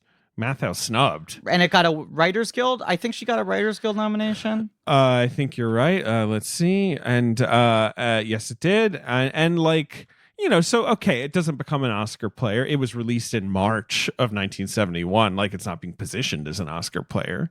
But it was, and I think it basically made its budget back. Like, it was no flop, and it was pretty well liked. And the only problem is that, right, it was this tortured creative process, which is just sort of the norm for her. Right. And May tried to get her name taken off the movie as a director, and she also unsuccessfully sued Paramount to stop it from being released. And this is a thread, right? Like, obviously, when you talk about Elaine May only having 4 films, you know, you cannot avoid how differently men and women are treated in the industry as directors, and that she was pegged with a difficult reputation. But also, Elaine May is a badass who doesn't give a shit. And to her credit, as an artist, she seemingly put no attention or energy towards playing the game. I do think that in some ways hurt her career. You know, right. But also, that's why she's the best. She doesn't mince words. She doesn't suffer fools. And I watched the Nichols American Master that she directed, and Nichols tells 2 stories I'll share quickly that are really telling, because they kind of explain not only what makes Nichols a good director, but what made him such a successful director. And they're things you can never imagine Elaine May doing. One is, he was signed on to do Virginia Woolf. He was adamant that it should be black and white. They were like weeks away from starting production. They had the sets built. They had the costumes picked. They had the actors. They'd done makeup tests, all for black and white, right? And the studio head, whoever was at the time, calls him in and goes, and by the way, the picture needs to be in color. And Nichols goes, what are you talking about? And he said, I talked to the guys in New York, and the guys in New York all think it needs to be in color. And Nichols, as this sort of smart ass who had always been this sort of like, you know, Little Lord Fauntleroy, like sort of trekking through life with his superior intelligence, all these stories about him sort of like sliding his way through college and shit, said like, who is New York? What are you talking about? What is New York? And the guy said, it's just not an option. Either the picture's in black and white or it doesn't happen. And Nichols' response very calmly is, he goes, look, I like my apartment. I like staying at home. I would be very happy to not make this movie. It's a good answer. And the guy just sighs and goes, okay, so it's in black and white. Right? Yeah. And then the other story is, they thought the movie was going to get disowned by what's it called, when like the Catholic Church, the Archdiocese had their right, the like commission the of standards or whatever. Yes, yeah, right. The original cancel culture. Let's say, as much as the religious right likes to act like cancel culture is a thing of the leftist woke mob, there were decades of cancel culture that was just the Pope saying this movie is evil. I don't know what you're talking about. All these people in my feed are getting canceled all the time. They're telling me about it. That's how I heard about it. So I don't know what you're talking about. I mean, I hear about it from them that they've been canceled, and they can't tell me that they've been canceled. And that's how I know they've been canceled. That's the thing. I cannot turn on my TV without hearing people broadcast nationally telling me that they've been canceled. The point is, they thought they were going to disown the movie and they were going to ban it because of language content. And yes, good. Finish your story. I'm sorry. I have something so cool that I want to tell you, but yes, go ahead. But this is full circle back to what Ben was saying. Nichols said to the head of the studio, I'm going to tell you what I'm going to do. Let's get the screening with the guys on the board, the Archdiocese or whatever, bring them in, and I'll also invite Jackie O to that screening. And she will sit next to me, and after the movie is done, before they have a chance to say anything, she'll turn back to them and say, don't you think it's just wonderful? And Nichols said, and I knew she would do that because she was a good friend. She owed me a favor. And that's exactly what happened. Imagine just Jackie O as your friend. I can't. He was so good at playing the game while also like getting what he wanted. He was a finesser, you know? And Elaine May is someone who, when they wanted to cut down Mikey and Nikki, slept with a loaded gun under a pillow and stole the film reels. So it does like, look. We stand. Right. There are many men who have behaved in similar ways and have been canonized for it, right? I'm not saying it's just the fact that she acted in such an aggressive way, but she also just did not give a shit. She thought she should be allowed to make the movie the way she wanted to, and her response if anyone tried to stop her was, fuck you. It wasn't, let me bring Jackie O in, you know? Absolutely. Here's a couple things about Elaine May that I just learned. I've been Googling around.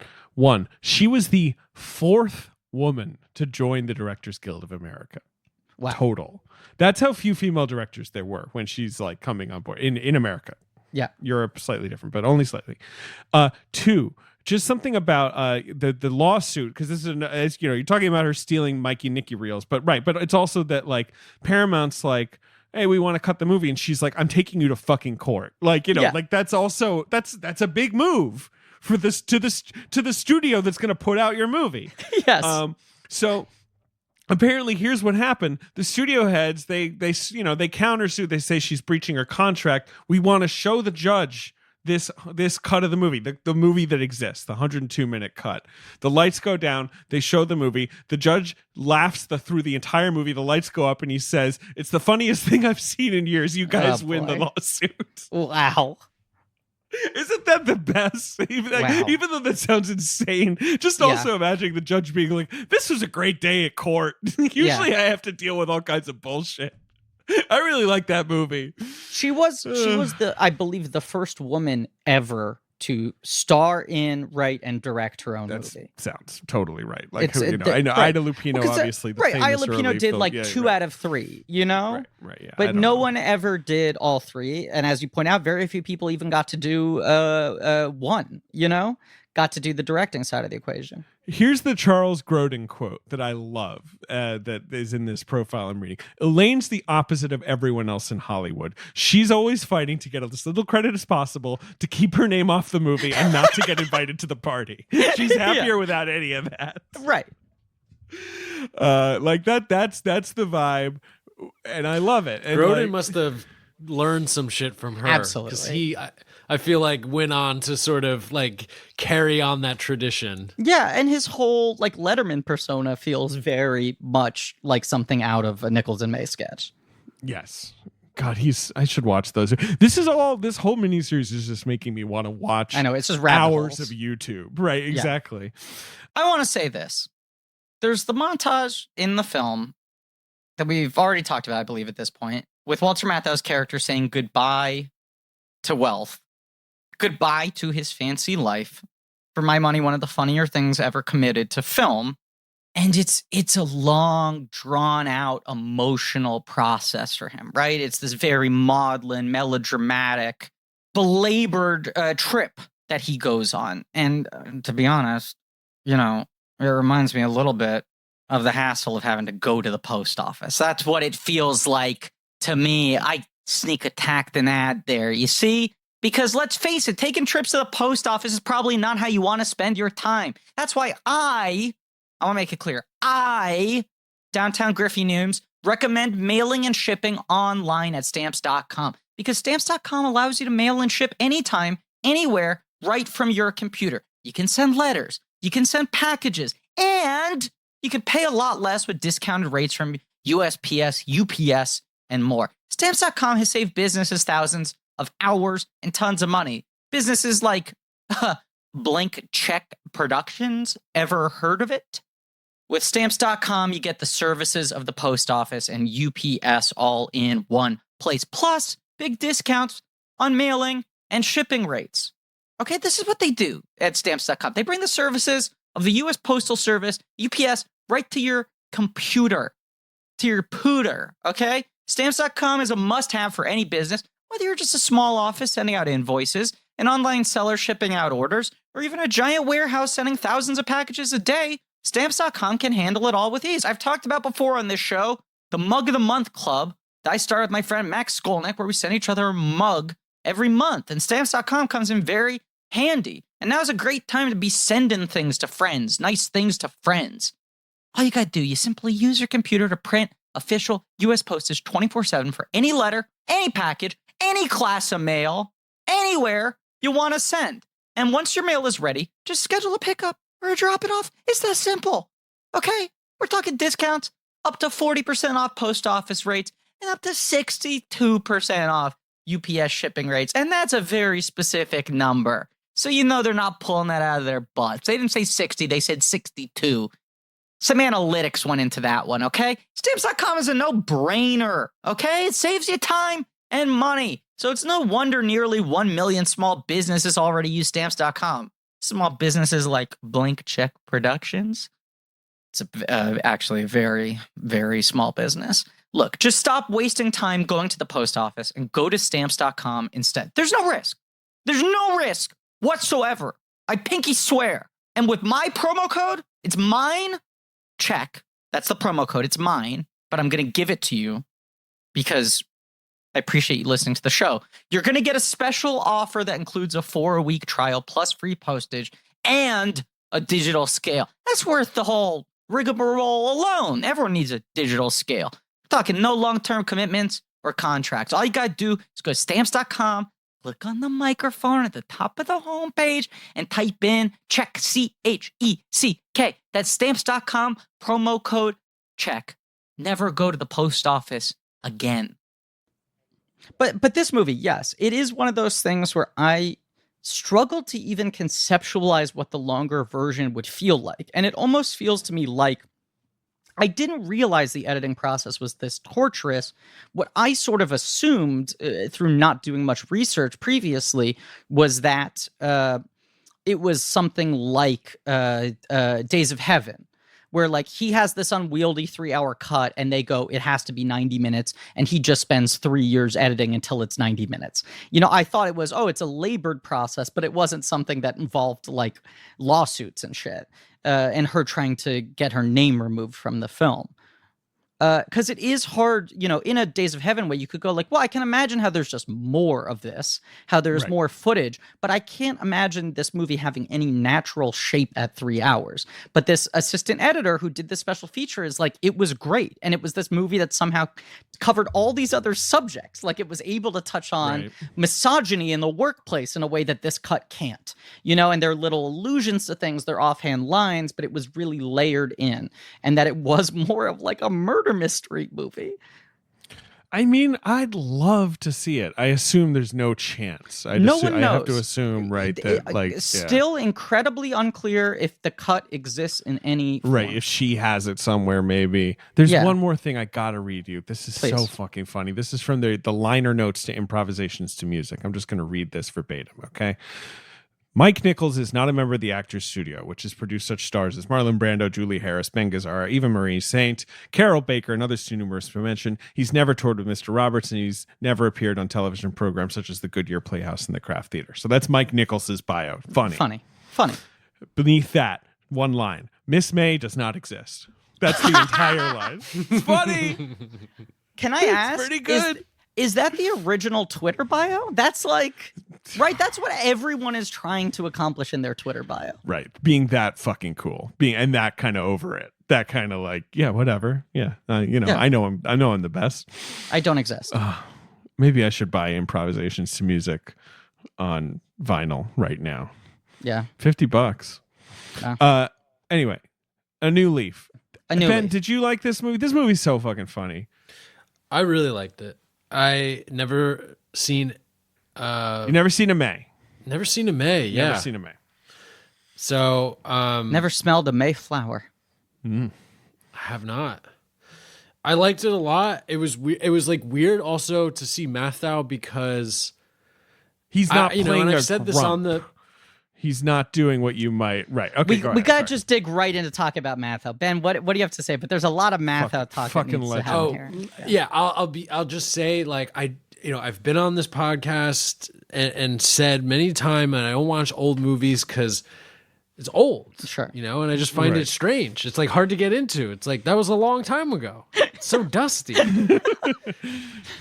You start coughing because there's so much dust. But and like I loved me some grumpy old men. Yeah, of course. And even grumpier old men. I like them both. That's the thing. Like Walter Matthau must have been one of your favorite movie stars in the 90s. I mean, he's in Dennis the Menace, aka the Ben Hosley story. 100%. I idolized Dennis. Right, and even Out to Sea. Yeah, I mean. Oh yeah.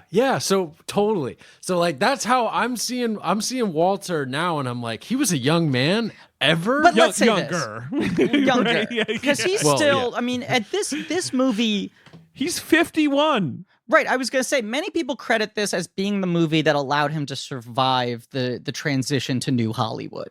It made him avoid the trap of being seen as a stodgy kind of institution guy from the old studio system. Because he was right on that edge. And this movie showed, and then he does shit like, obviously, Bad News Bears and shit.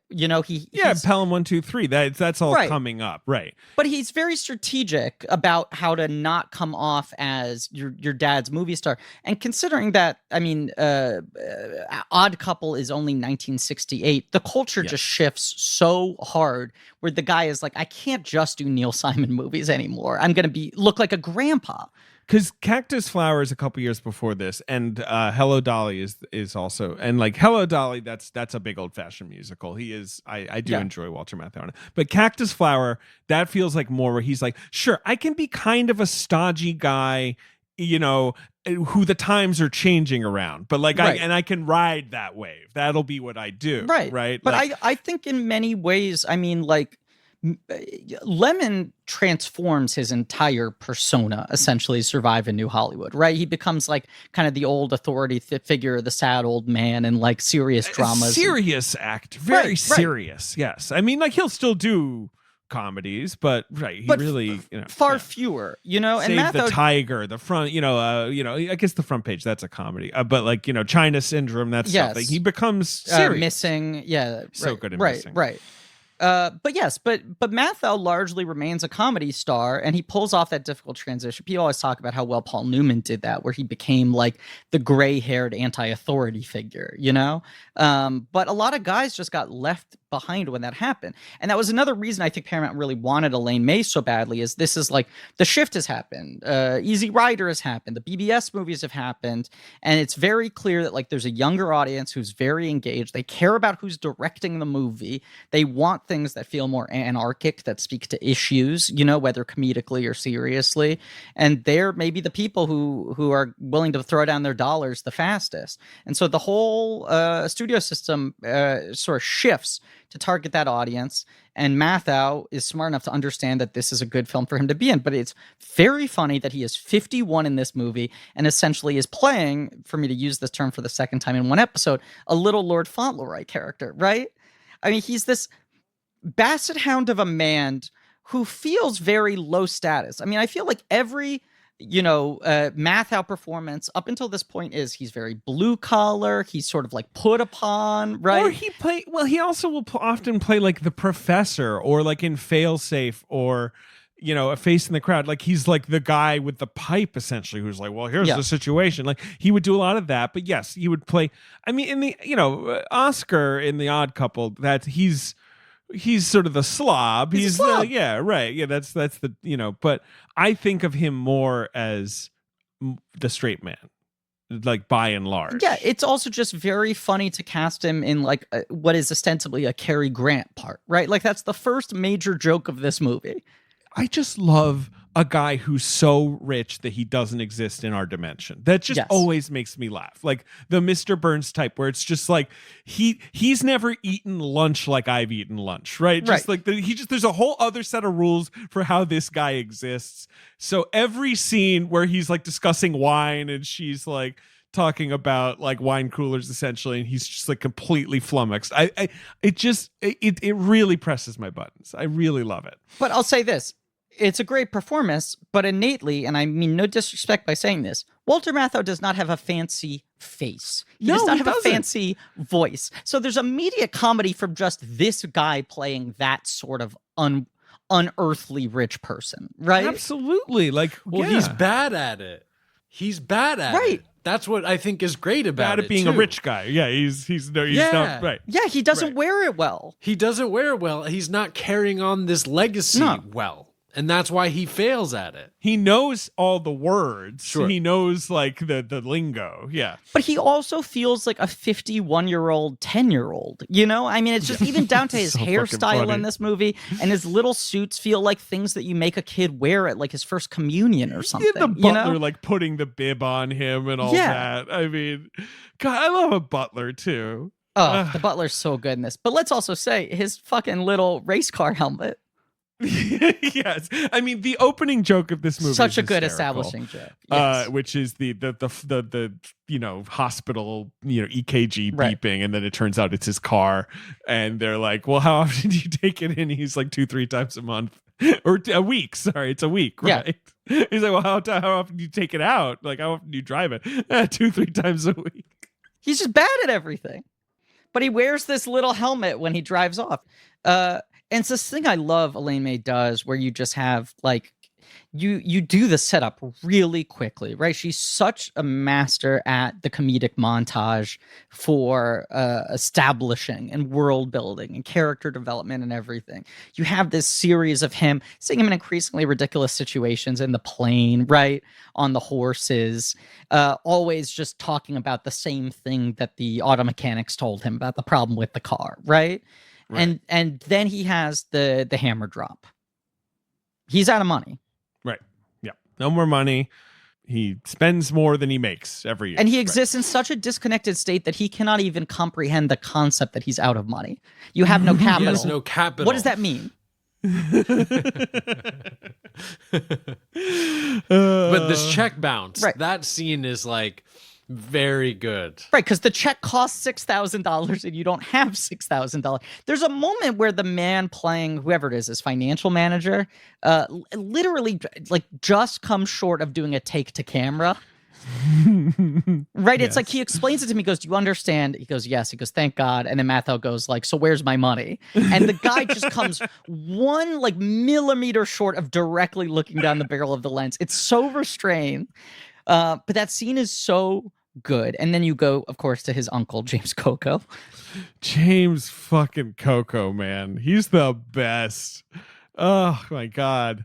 Movies should have never stopped having guys who look like James Coco in them. It's kind of like when we were rhapsodizing about from Thief, Robert Prosky. Oh, just yeah, that, just another type like that, where you're like, oh, this guy was like, this guy from the Bronx who just looks like a Mad Magazine cartoon, right? Like he's like 3 foot tall, 3 foot wide, bald, like at the age of 12.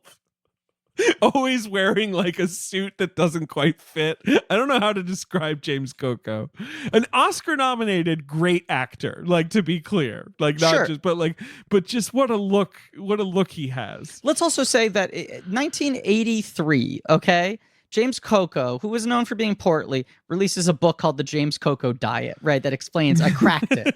None of these diets ever worked for me. I cracked it. Here's how to lose weight the James Coco way. It gives him like a second thrust of his career. He goes on talk shows. He becomes a late night guest, all talking about the James Coco diet. It's almost like a Jane Fonda workout thing. He dies 4 years later of a heart attack. It didn't work.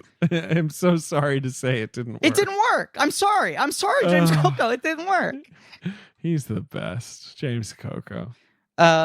But this is a guy who's good at being rich, right? This guy's just as gross, but he knows how to do it. In this movie, yes, he essentially looks like the Duke from Dune. He's sitting at this table, like popping grapes in his mouth. Baron Harkonnen floating over the chair. The Baron, that's what I meant. Like he's everything is like silver. Like it's the most. Everything he says is just like like that. There's that amazing split diameter shot where Walter Matthau is in his mouth, in between his teeth, before he takes another grape. Matthau is like covered in sweat in that scene. Yeah. It's so uncomfortable. And like which all feels like a perfect choice. Like you feel like he's been sitting there for hours. Just his hair. There's something about him having like these sideburns and like these floppy bangs and everything. Right. These brightly colored suits or ties or handkerchiefs or whatever. Let's also just say, I rewatched this movie, and the entire time I was thinking, can I back this statement up? Is there no one else? But I really, really think I stand behind this. Walter Matthau, the funniest face in the history of movies. Right? I mean, a face that can close a movie, just with the face, right? Like, but just close any scene, can button any joke. Just a cut to Walter Matthau is always a perfect punchline. He's got great lines, and I'm saying like the crinkles of his skin on his face. Well, to the point that when he dies, he's only 80 years old. It feels like he's 1,000. Like in those late year movies, in Hanging Up, which we covered on his last film, show, right? He's so craggy and fascinating to look at.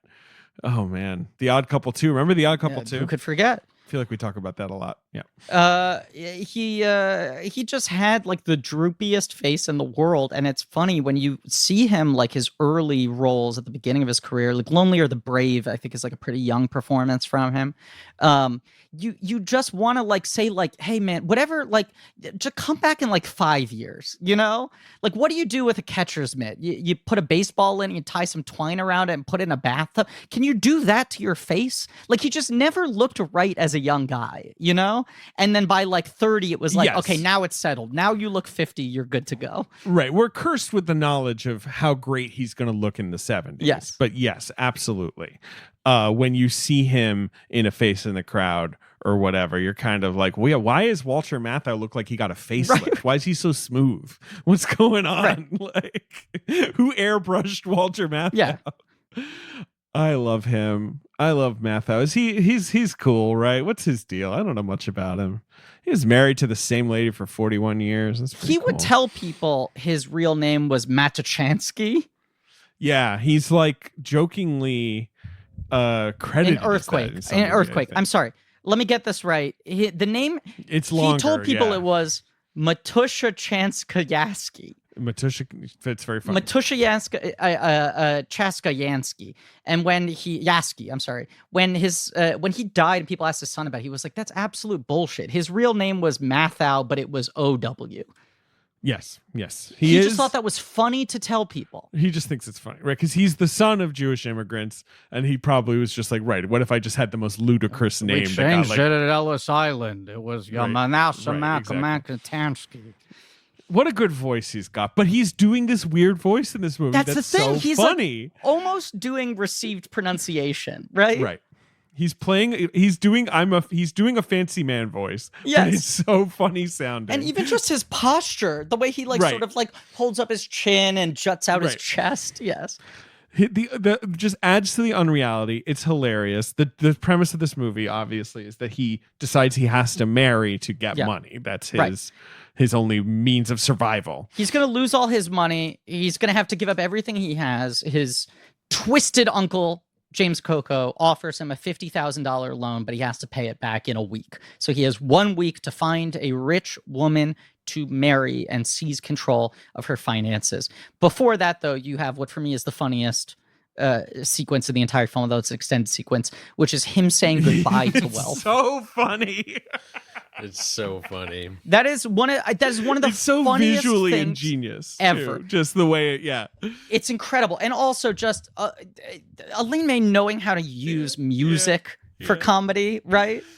But yes, he leaves the meeting with his business manager. I guess it happens, I think, before he goes to see his uncle. That's the lifeline. But he goes to all his favorite places. They play this really sad operatic music. It is in a monastery garden. In a monastery garden by Catelby. But he goes to like his favorite restaurant, and they go like, "Sir, do you want to sit down?" And he goes like, "No, I just wanted to make sure it's still there." And this like huge swooning music is playing. He goes to the club to make sure he can still get in. He just says goodbye to all his privilege, but he plays it so sullenly, and the music is so serious, and there's just no winking. And it's just the comedy is just from the severity of it, right? That it's truly a sequence of mourning without any release. And you can imagine if a studio is looking at the dailies, they're like, Elaine, this is a comedy. What are you doing? It's so funny, though. But it has to be cut together. You have to have the vision of understanding the larger joke she's telling. But yes, it's so funny. He is inconsolable. He's floated the $50,000 loan, and then he goes on sort of a series of speed dating. His butler, he tells him the situation, goes like, "But if I lose it all, you'll still be with me." And he's like, "Let's just focus on meeting a woman," right? So the butler's very invested in, I don't want to lose my job here. Right. He's like, I'd give my 2 weeks notice. Yeah. Right.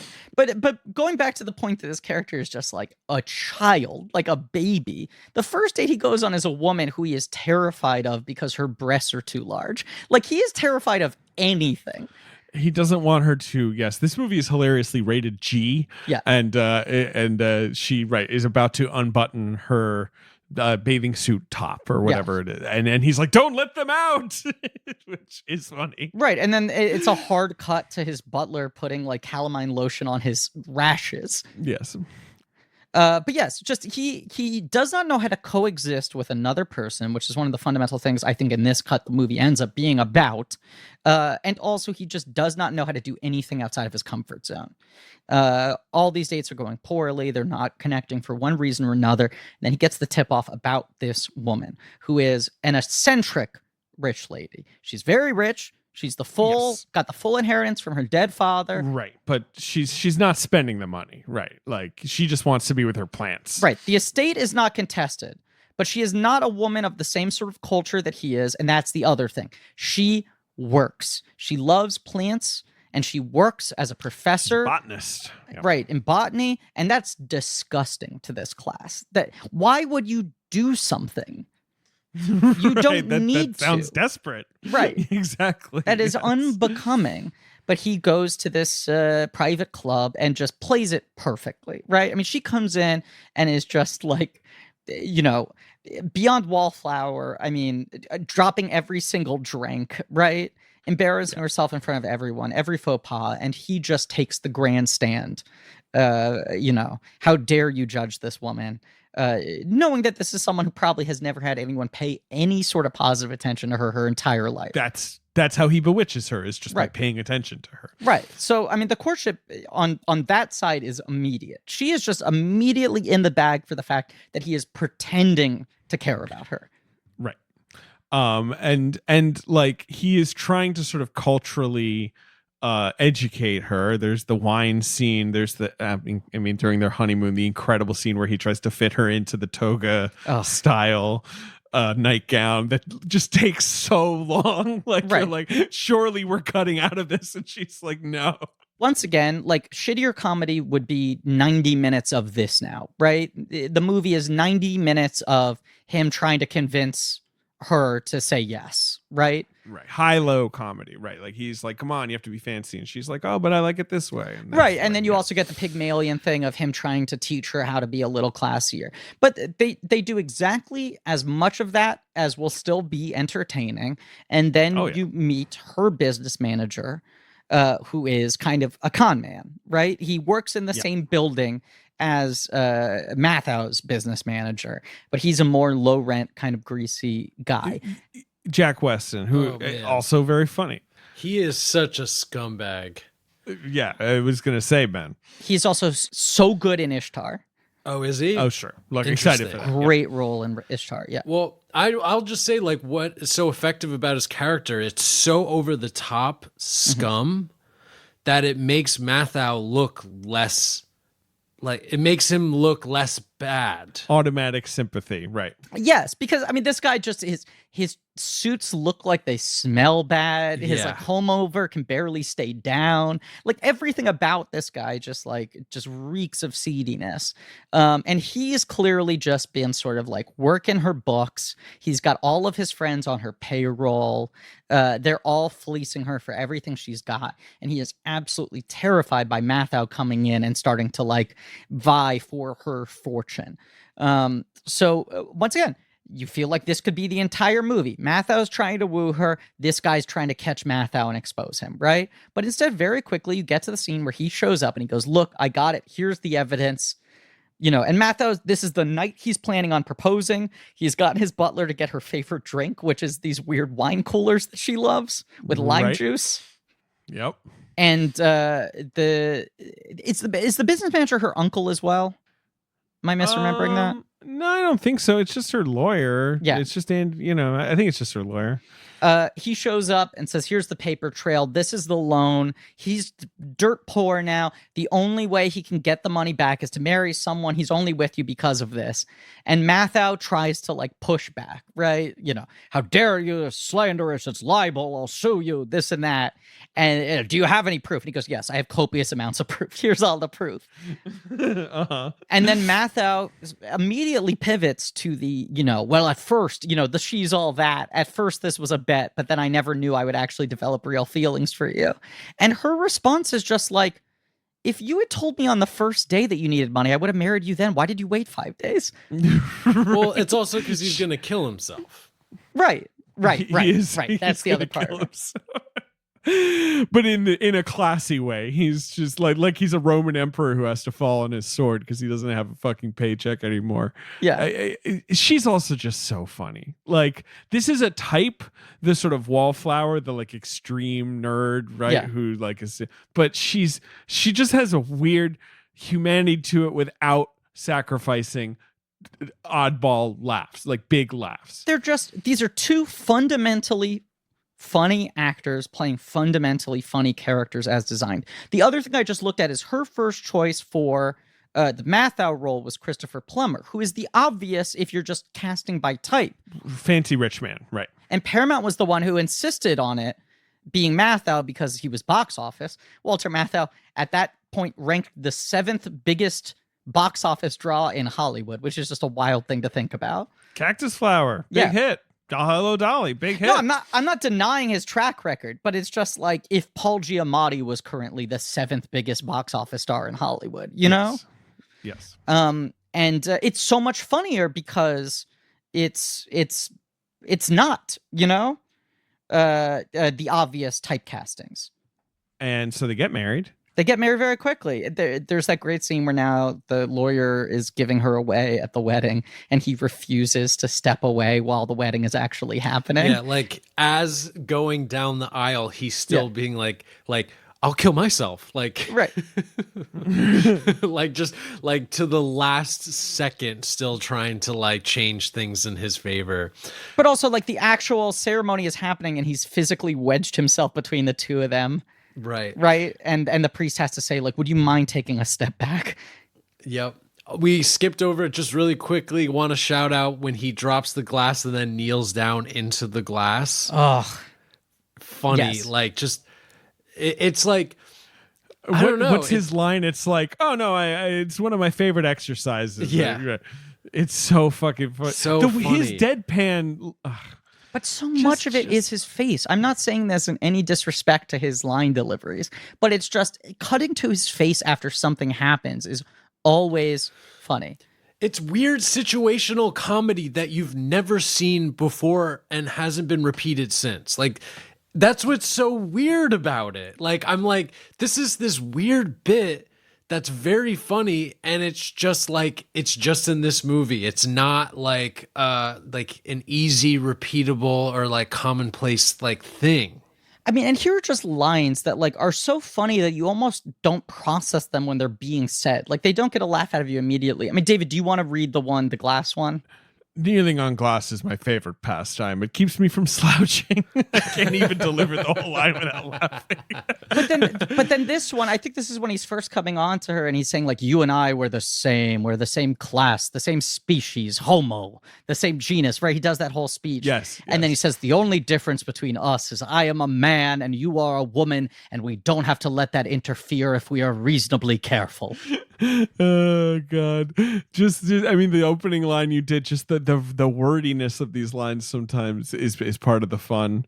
Yes. I love it. And the butler being like, how many men these days require the services of a gentleman's gentleman? How many have your devotion to form?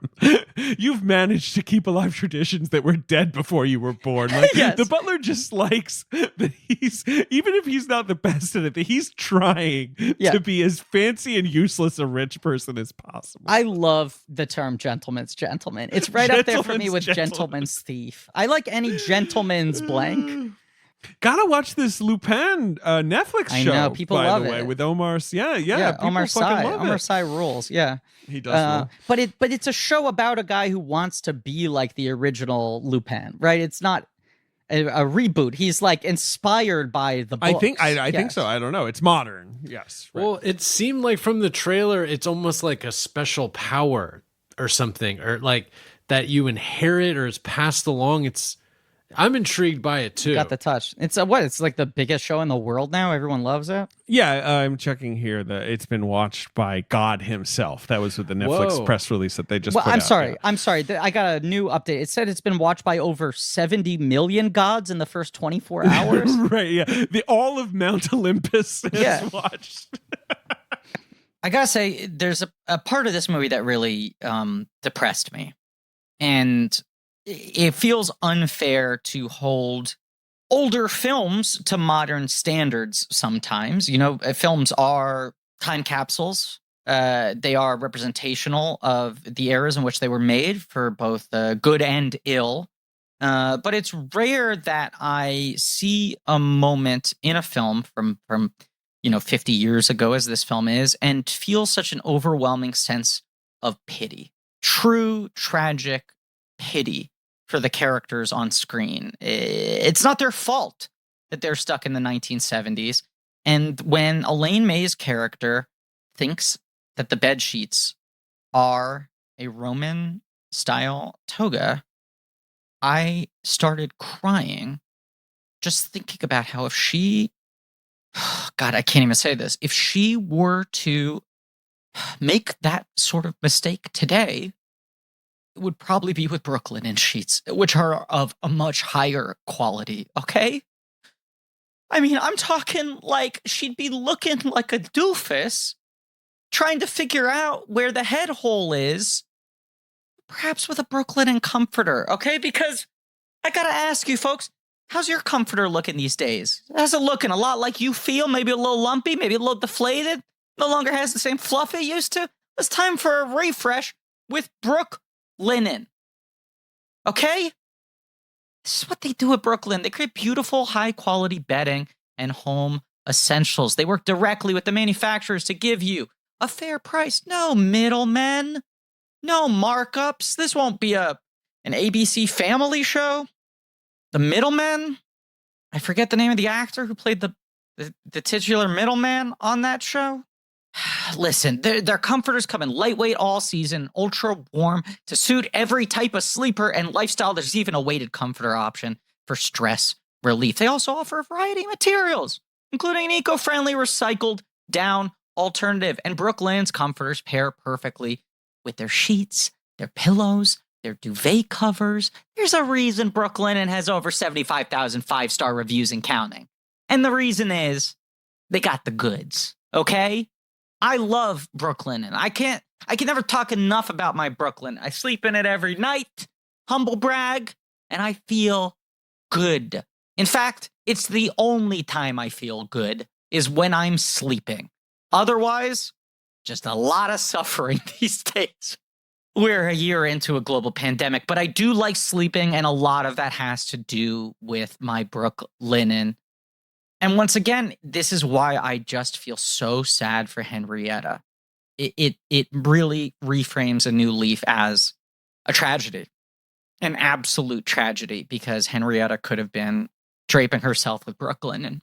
And the only thing that would make me feel better is to know that our listeners, nay, my listeners, were able to take advantage of this incredible offer and avoid the tragic fate that, unfortunately, Henrietta found herself trapped within. So please treat yourself to ultimate comfort with Brook Linen's Comforter Collection. Go to brooklinen.com and use promo code BLANKCHECK, no spaces, just the name of this show, to get $25 off with a minimum purchase of $100. That's BROOKLINEN.com and enter promo code BLANKCHECK, BLANKCHECK for $25 off with a minimum purchase of $100. That's brooklinen.com, promo code BLANKCHECK. And please, just take care of yourself. Yes. So they get married. He goes to her home, Right. her estate. He finds that essentially people have had the idea that he had years ago. Like Right. Everyone's basically, grifting this lady. Right. There's like a subsistence economy around her of just people doing no work for lots of money and giving half the check to her lawyer. The other thing that's great is they feel like carnies. Like they're not even keeping up the appearances of like, Right? oh yes, That's why I am a it's so fancy waiter. Right. They're so out of it that when he gets in there, they just greet him with like cheers. They're like, hey, welcome to the club. You're going to take this rich lady's money, right? That's the vibe. Yeah, it's great here. The water's warm. They Dive in. walk in on the driver fucking on the floor. And Yes. she's just like, well, What are they gonna do? hey. And it's such a good detail that when they go to the lawyer and they're complaining about the fact that Matho fired all of them, they're wearing far fancier clothes than when they're working for her. So it's like Right. they look more low rent when they're They ostensibly can dress up. right. Right. And they've fleeced this woman for so much money that they certainly have the baubles and riches. Do you know Doris Roberts? Of course. She's like sort of the main one. Yes, She's really funny. who plays Grodin's mother very, very briefly in Heartbreak Kid, is another person where she is best known, obviously, as playing Ray's mom on Everybody Loves Raymond, and is very bizarre to see her young. She's also in Pelham 123. She's the mayor's wife. But I definitely don't really know what Doris Roberts. You have to tell me that it's Doris Roberts. Yeah. Because yes, I see her as obviously I don't remember the character's name even. Marie. Yes. But it's this incredibly funny twist in the movie where it's like, this isn't one of those movies about somehow begrudgingly he becomes a better person. He becomes a better asshole, right? I mean, it's like what happens is his growth is he actually learns how to like be aware of the finances and balance the book, but he doesn't gain like a humanity. He fools this woman into marrying her. Yeah. He takes her money. Now, he doesn't kill her, which is his original plan. Right. But nonetheless, he gets away with it. She never really finds out like that he harbored malicious intent. Yeah. And at the end of the day, he's like, I suppose I'll simply have to live, life with you and even maybe do some teaching on the side like you do. It doesn't sound too terrible. Right. He's sort of like, it's sort of 50-50 for me, mezzo. Like this guy is getting away with everything and you walk out of the movie happy. Like, what movie can pull that off? But it's the Fern discovery. Well, yes. And her having this really cool aspect of herself. That she's like he comes to respect it like genuinely that she can name it. Right, yeah. And he likes the token. He likes it, but I do think there's something there's something just inherent where you're like, not only is it just his name, right? Because there's ego to it, but it's just like it's an impressive thing to have done. Yes. But also, there's he gets caught like in his feelings somewhat. Like he starts studying botany so he can pretend that he has always shared this passion that she has. But then he actually starts to care about it a little bit, it stops being a sort of strategic thing. And when she speaks about her dream of getting a plant named after herself, it's like for the first time he gets it to a certain degree because he's like, oh, it's infamy. There's a class to that, But he still at this point is like, yeah, but I mean, come on. I don't love her. What am I going to do? Live with her for the rest of my life? And I feel like the two things that happen are, one, she feeds into his narcissism in a lot of ways that makes him feel better about himself. And he realizes the value of having a partner who supports him, even if he doesn't care for her that much. The second thing is, I think he realizes this isn't that different than most old rich couples. They both, most of them seem to largely resent each other and can barely tolerate each other. But you live in the same house and you manage it together, The burden on him is low. He's not going to need to give her much. She's fully independent. Like all she wants to do is catalog plants and teach about plants. Right, like, some marriage she's of not convenience. asking much of him. Right, exactly. Right. And so when he's what you're saying though, Griffin, is like when he is taking charge of the finances, firing people. Yes, you can see that there's the sort of the more malicious argument is like, right, he wants all his rivals out of the way because he's going to make the money, right? But as you're pointing out, he supposedly is bad at finances and now he's good at it. So it's like there is growth. He is kind of using it for her. Yeah. He's intervening on her behalf. And that's about as close to personal growth as he's going to show. And that's a good thing. But it's kind of incredible that this movie pulls off giving him the arc of he sort of learns how to grow up and they learn how to be together without him becoming a better person or falling in love with her. Right? It like pulls off both narrative landing points without actually doing the hacky thing of just like, I never realized, you know? Without it ever feeling dopey or cheesy. He's presented, I mean, the end of it's not a long movie. At the end of the movie is that he's presented with her death. Right. He can get away with it. She's drowning. She can't swim. Right. He can just let her go. Right. And he sees the fern just accidentally, and he's like, "Oh yeah, look, here it is!" Right, and then he's just like, catches himself that he's so excited by it that he yells out to her like, "Look!" And then he's bummed out that she's not there to talk to, and he's like, I guess I will stop her from dying. Right. So I can share this moment of joy with her. But yes, I mean, pretty quickly from there, I mean, he cleans house, he manages her whole life. He sort of like builds everything. He takes actual responsibility and consciousness for his incredibly superficial, stupid lifestyle. But he is better at being the kind of shitty person he wants to be. He's at least sort of self-sustaining. And then, yes, she mentions this trip she's going on, and he has the realization of, I could kill her. This is a perfect way to kill her. It's another incredible recurring musical sting. That weird computer music they play whenever he's calculating a plan. Yes. It's like a robot in overdrive. He's filling up, I don't know, 7 flasks, planning for his trip or whatever, when he and the butler start talking. And I feel like the butler kind of knows that he might shoot her in the woods. He sees the gun and he's trying to like find a way to not get his ire up, but also like remind him that he doesn't need to kill her. That things are going well.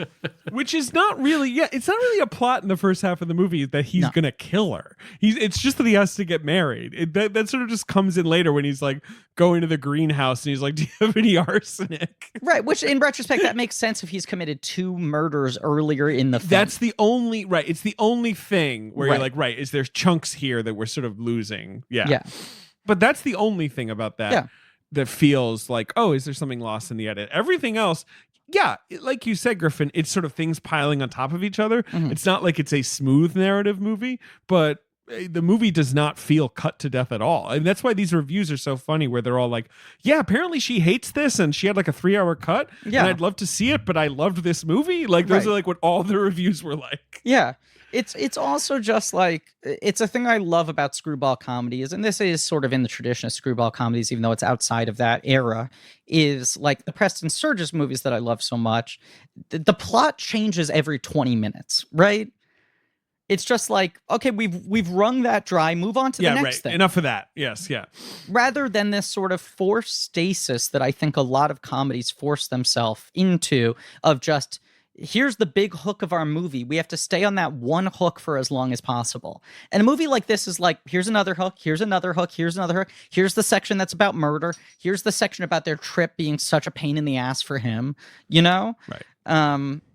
But there is that scene that's so sweet before they go on the trip, where she tells him with pride that she has discovered this new plant, this new leaf, if you will, and she tells him that it's going to be filed under what is it? Sophia Grahami. It's you know, right, Graham. Right.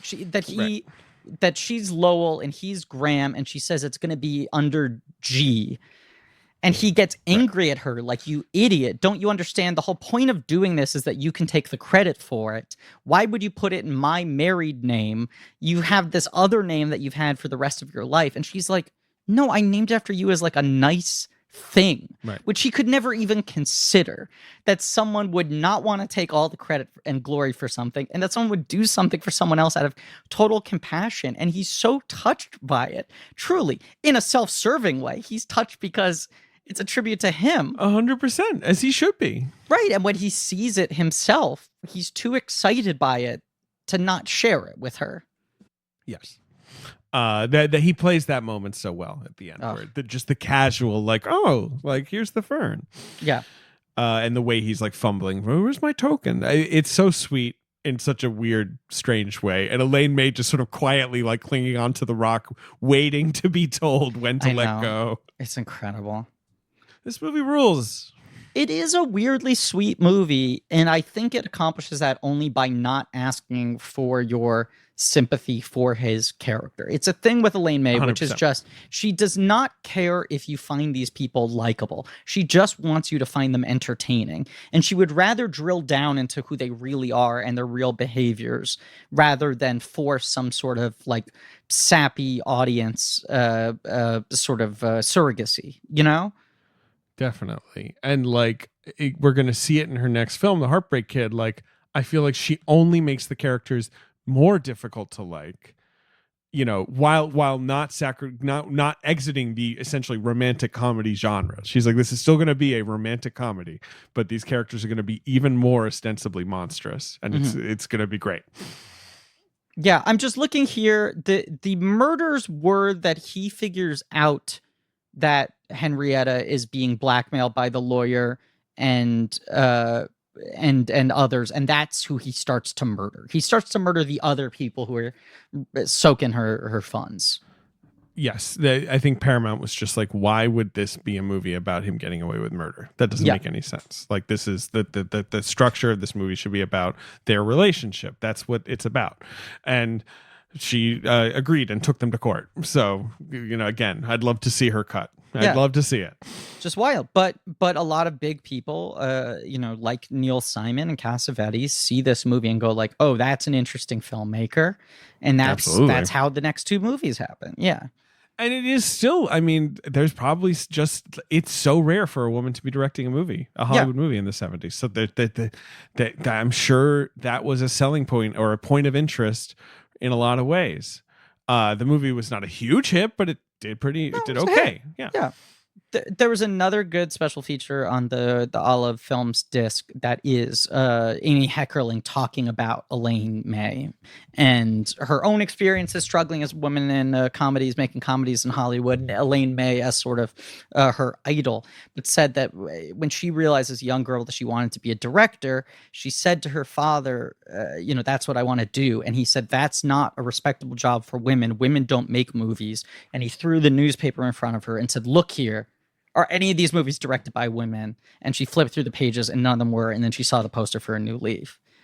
And it was, you do have to think about that, of just like, it was such a seismic thing to have one woman who's making a movie, is already that known a quantity, is also the star of it. It's very much her film. It's being sold on her reputation, even if she has one of the biggest box office stars around her.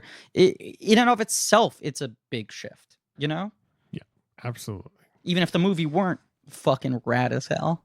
And it is rad as hell. But I think, you know, like Joan Rivers gets to direct a film a couple years later, you know, I mean, I think things like that happen largely because of Elaine May and saying like, I don't know, if a woman's funny, I guess we can like let her make a movie, right?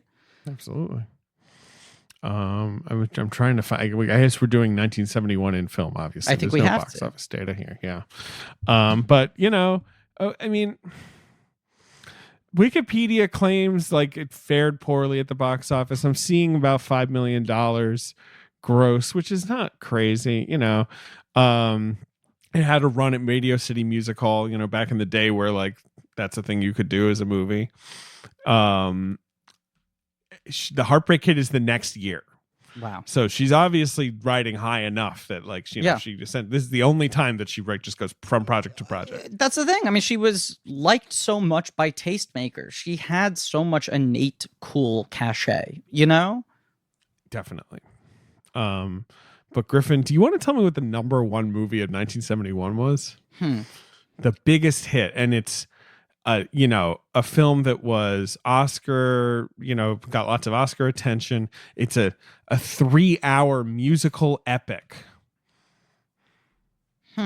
Number one most successful film. Is it Oliver? Nope. That's I think Oliver's a couple years earlier. Yeah. But you know, it's this funny thing where you look at the top 10 here and you're like, right, New Hollywood is inching in. Right. But it is not quite like, because the next year is The Godfather, where it's like, okay, all of a sudden everything is going to start to change. Yeah. And does Midnight Cowboy win Best Picture in 70? I think it's 69. 69's the big year, obviously, where it's Bonnie and Clyde. And Yes, it's 69. Right. Yes. Right. Okay, so this is a big 3-hour musical. This is sort of a step back. This is a slightly more old Hollywood movie. I guess so. It's a darker musical, I guess. But I would, it's the kind of thing you would put on in a high school. Yeah, but it's not West Side Story. It's not Cabaret. It's not Oliver. It's a darker musical. It's not Sound of Music. Yeah, no, on a relative scale. Isn't that one about Jesus? Not about Jesus. Not Jesus Christ Superstar. No. Does it have a traditional like musical star in it, or is it a different type of actor doing a musical? This guy is famous for being in this movie. He's in other stuff. Wow.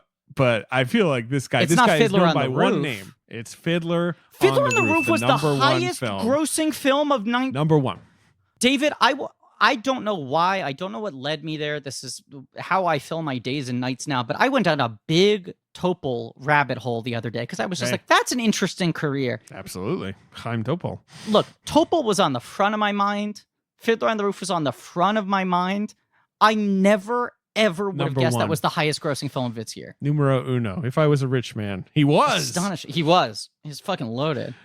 Now, number 2, Griffin, it's one of those movies where you're like, I forgot that was a word of mouth, like road show success, like sort of a classic, sort of a weird, like cult classic. Is it Billy movie. Jack? Billy Jack. Yeah. Sort of what do you call that? Like it's like a sort of indie western about a guy, distributing hard justice. But it was made by an outsider.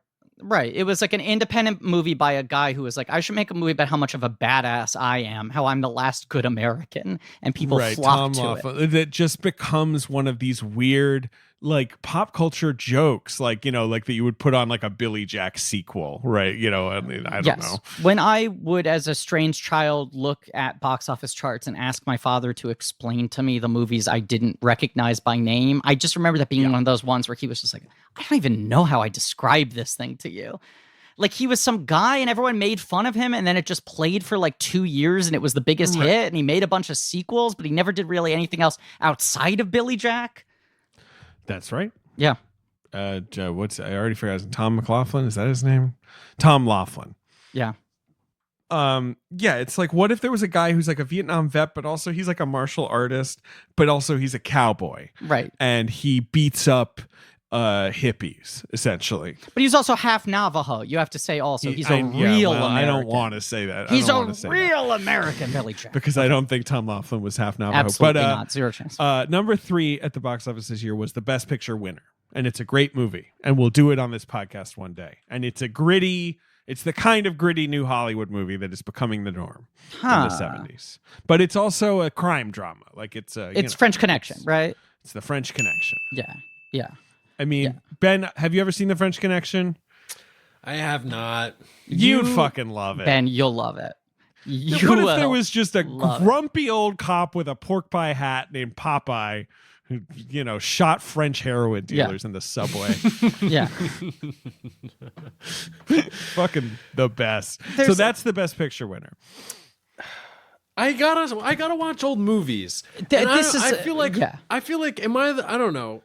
You're rhapsodizing about the 70s over here. I mean, why not dip your toe? Yeah, because I love old music. Well, and like French Connection is when old movies get new. Do you know what I'm saying? Sure. They get wrong. Yeah. It's like it's almost an embarrassment. I think that's what it is. There's just so much that I know I haven't seen. Never feel embarrassed about something you haven't seen. It's just a great opportunity to see it. Yeah, whatever. It's fun. I've become a big proponent of when people are like embarrassed and they go like, "Oh, you're gonna yell at me," but I haven't seen blank. I'm like, I'm not gonna yell at you. I'm gonna tell you how exciting it is that you have the opportunity to watch that for the first time. And if you don't feel like watching it, don't. But I think you would like that movie. Or just as often, I'll say to somebody, you probably wouldn't like that. Like, I know everyone probably guilt trips you because you haven't seen blank, but you might not like it. I don't know. But it's nice, like, to say to you, Ben, you would love The French Connection. Do you know what the name of that character is? Popeye Doyle. Popeye Doyle. He wears a pork pie hat. He eats fried chicken. Is he over it? Oh, beyond over it. He's fucking. He lives on Over It Boulevard. Ben, That's you could argue this guy was never under it. right, exactly. He's bored over it. Not only that, when he interrogates people, right? Like when he interrogates like potential suspects on the street, he holds them up and asks them, "Do you pick your feet in Poughkeepsie?" Funny. That's his opener. It won Best Picture and Best Actor. Here are the 5 Oscar nominees for Best Picture this year, Griff. It's Nicholas and Alexandra, which is your old Tony costume period epic. It's The Last Picture Show, which my we'll talk more about Bogdanovich next week. Yes, it was very, very good. And Cloris Leachman, R.I.P. Let's just say it. The day we're recording this is the day that Cloris, one of the best to ever do it. R.I.P. Crazy Mama herself. Yes. All I've been doing is watching Mary Tyler Moore for the last couple of months, and I always love that lady. I love her every time I see her, but I've spent like 2 months watching her day and night, and she's just the fucking best. She's the fucking best. I've also been watching Mary Tyler more recently. It's so good, right? Yeah, of course, the best. I love the it. best. But Phyllis rules. Fiddler on the Roof, French Connection, the 5th nominee, of course, A Clockwork Orange. It's a crazy old and new variety there. You know what I mean? Clockwork Orange is number 7. It's the Mark Harris book. Like 69 is that same thing where you have like 4 new Hollywood movies and then Dr. Dolittle. Like there was always that clash in the 70s where you'd have one thing that was so like old institution and then these things that are just so shaggy and odd. And a lot of times the shaggy odd ones won. It was pretty odd. Now, Griffin, the number 4 movie in 1971 is like a cheesy coming of age drama that I feel like is essentially forgotten.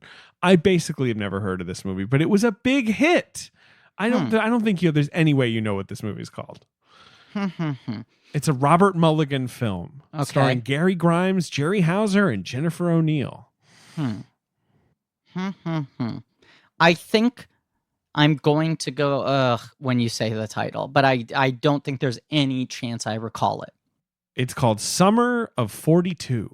Oh yeah. Well, you know why I know that title because of the Simpsons episode. Exactly. But like it's not no one's seen that movie like in the last 20, 30 years. Absolutely not. But number 4 at the box office, number 5 is this year's Bond movie. So for this year it would be I'm bad at Bond chronology. Is this still Is this Roger Moore? It's the last official Connery. Obviously, he does Never Say Never Again in the 80s, right. But that doesn't really count. So it's not Diamonds Are Forever, is it? It is Diamonds Are Forever. Okay. Yes, it's Connery's ill-advised return to the Bond franchise. You shouldn't have done it. One of the worst Bond movies. And then number 6, Dirty Harry. Number 7, Clockwork Orange. Number 8, Carnal Knowledge. Number 9, The Last Picture Show. Number 10, Griffin, Willard. That's the rat movie. A wild 10. Isn't it? Yeah. There's like the blockbusters are coming, right? Like the old-fashioned blockbusters are coming. Your Poseidon Adventure. We got a couple franchises already brewing in there. We got Dirty Harry. We got Bond is now, regular blockbuster material. This year, it's like Last Picture Show cracked the top 10. I know. So wait, are 4 of the 5 Best Picture nominees in the top 10 at the box office? So French Connection, Fiddler on the Roof, Clockwork Orange, and Last Picture Show. Yes, the only one that isn't is the Tony old-fashioned one, Nicholas and Alexandra. Like that's even a hard thing to conceive of today. It's hard to conceive of 4 of the 10 Best Picture nominees being in the top 10. Maybe you would get one, right? Like maximum. There'll usually be one that actually was an unqualified hit. Right. Anyway, it's always fun when we get to talk about different eras. Absolutely. We'll do it more. People bring this up a lot where it's like, do they not want to do old movies? We'll do old movies. Give me a break. It's hard. No, and look, here's the other thing. The more people continue to listen to the show, right? I'm not putting the onus on you, the listener. No, but that's true. The more we can take a bit of a riskier move. Right. And May's obviously a short series, but we feel confident that the listenership isn't going to dip now. It's a confidence that you have given us, and we try to cash it in. Well, it's a balance.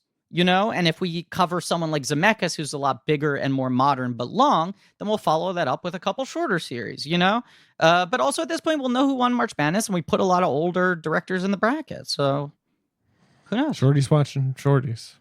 Shorty's watching Shorties. Remember that? The Comedy Central series? Why did you're calling? I don't know. You said something about Shorties, and I was just like, remember Shorties watching mini series? Shorties? I don't know. Yeah. Anyway. So next week, good luck finding the movie. Oh yes, we should. It's, the Heartbreak Kid is next week. It's often available on YouTube. It probably gets taken down once in a while, but you can literally just type it into YouTube. You just got to be persistent and look for it. It's often somewhere, but it's getting pulled left and right. But that is next week. That is her biggest hit, and we are discussing it with the great Avery Edison, longtime friend, IRL friend of the show, appearing on the show for the first time, long overdue. So Great that app. is next week. April will continue to be May. That's right. That's right, baby. And over on the Patreon, it's early April. We're doing the voyage home. The voyage home just posted. You guys have a episode planned for the 11th. I don't know if we want to talk about it yet, though. I mean, we can say this here. Obviously, by the point this episode comes out, you haven't recorded it yet. No. Right? So that's the only trepidation. Right. We had a notion, which was there was an idea. There was an idea. I mean, there's Newman and Haas, This was the idea. What if we do an evening? It was an established, duo act of ours. An evening with Newman and Haas. We finally released the comedy album that was recorded back in the 1950s of the classic two-man comedy team, Newman and Haas. This is a thing we've considered. Now, the restoration project is going to be very expensive to remaster the audio. Yeah. We don't know, but if it sounds like something you want, then maybe make that known. We'll probably have decided already by the time you're listening to this, but maybe not. Yeah, you'll have decided already. Maybe we can be talked out of or into it. No, you're going to do it. It's going to be fucking great. Okay, great. So listen to An Evening with Newman and Haas. Hello. All right, we're done, Griffin. Take us out. We're done. Folks, thank you so much for listening. Because as we said, it allows us to do stuff like this. It's nice that we've built a show where people will follow us, even to filmmakers they haven't heard of or harder to track down or any of those things. We really appreciate it. Next week, Heartbreak Kid. Thank you to Great American Novel, Lane Montgomery, for our theme song. Thank you to Joe Bowen and Pat Reynolds for our artwork. Thank you to Marie Barty for our social media. And thank you to our editing team, Alex Barron, AJ McKeon. I'll say thank you to our Reddit for posting some real nerdy shit. And thank you to our friends at Night Owl for making some real nerdy merch that you can buy on our Shopify page. Go to patreon.com/blankcheck for the things that we just teased, including comedy album I'm sure is going to be very sophisticated. Yes. And as always, if I can, this movie has the single longest tagline I have ever seen, and I would like to end the episode by reading it in its entirety. Yeah, go ahead. It's very funny. I was looking at it. Here is the tagline for A New Leaf. The text takes up conservatively 50% of the poster, the top 50%. Romeo and Juliet, Bob and Bing, Leopold and Loeb, Heloise and Abelard, Ulysses and Grant, George and Martha, Martha and John, Bob and Carol, Ted and Alice, Bob and Alice, Ted and Carol, Bob and Ted, Carol and Alice, Popeye and Olive Oil, Maggie and Jiggs, Pat and Dick, Julie and David, Yoko and John, John and Mary, Byron and his sister, Bonnie and Clyde, Tarzan and Jane, Bill and Coo, Nip and Tuck, Henry VIII, and Anne and Jane and Catherine and Catherine and Catherine, John and Priscilla, Liz and Eddie, Liz and Mike, Liz and Dick, Dick and Sybil, Sybil and Jordan, Eddie and Debbie, Thick and Thin, Muck and Meyer, Frick and Frack, Dave and Goliath, Morgan and David, Frankie and Johnny, Mama and Mia, Hollywood and Vine, Anthony and Cleopatra, and now Henry and Henrietta, the love couple of the 70s and the laugh riot of the year. I dare anyone to put a longer tagline than that on your poster.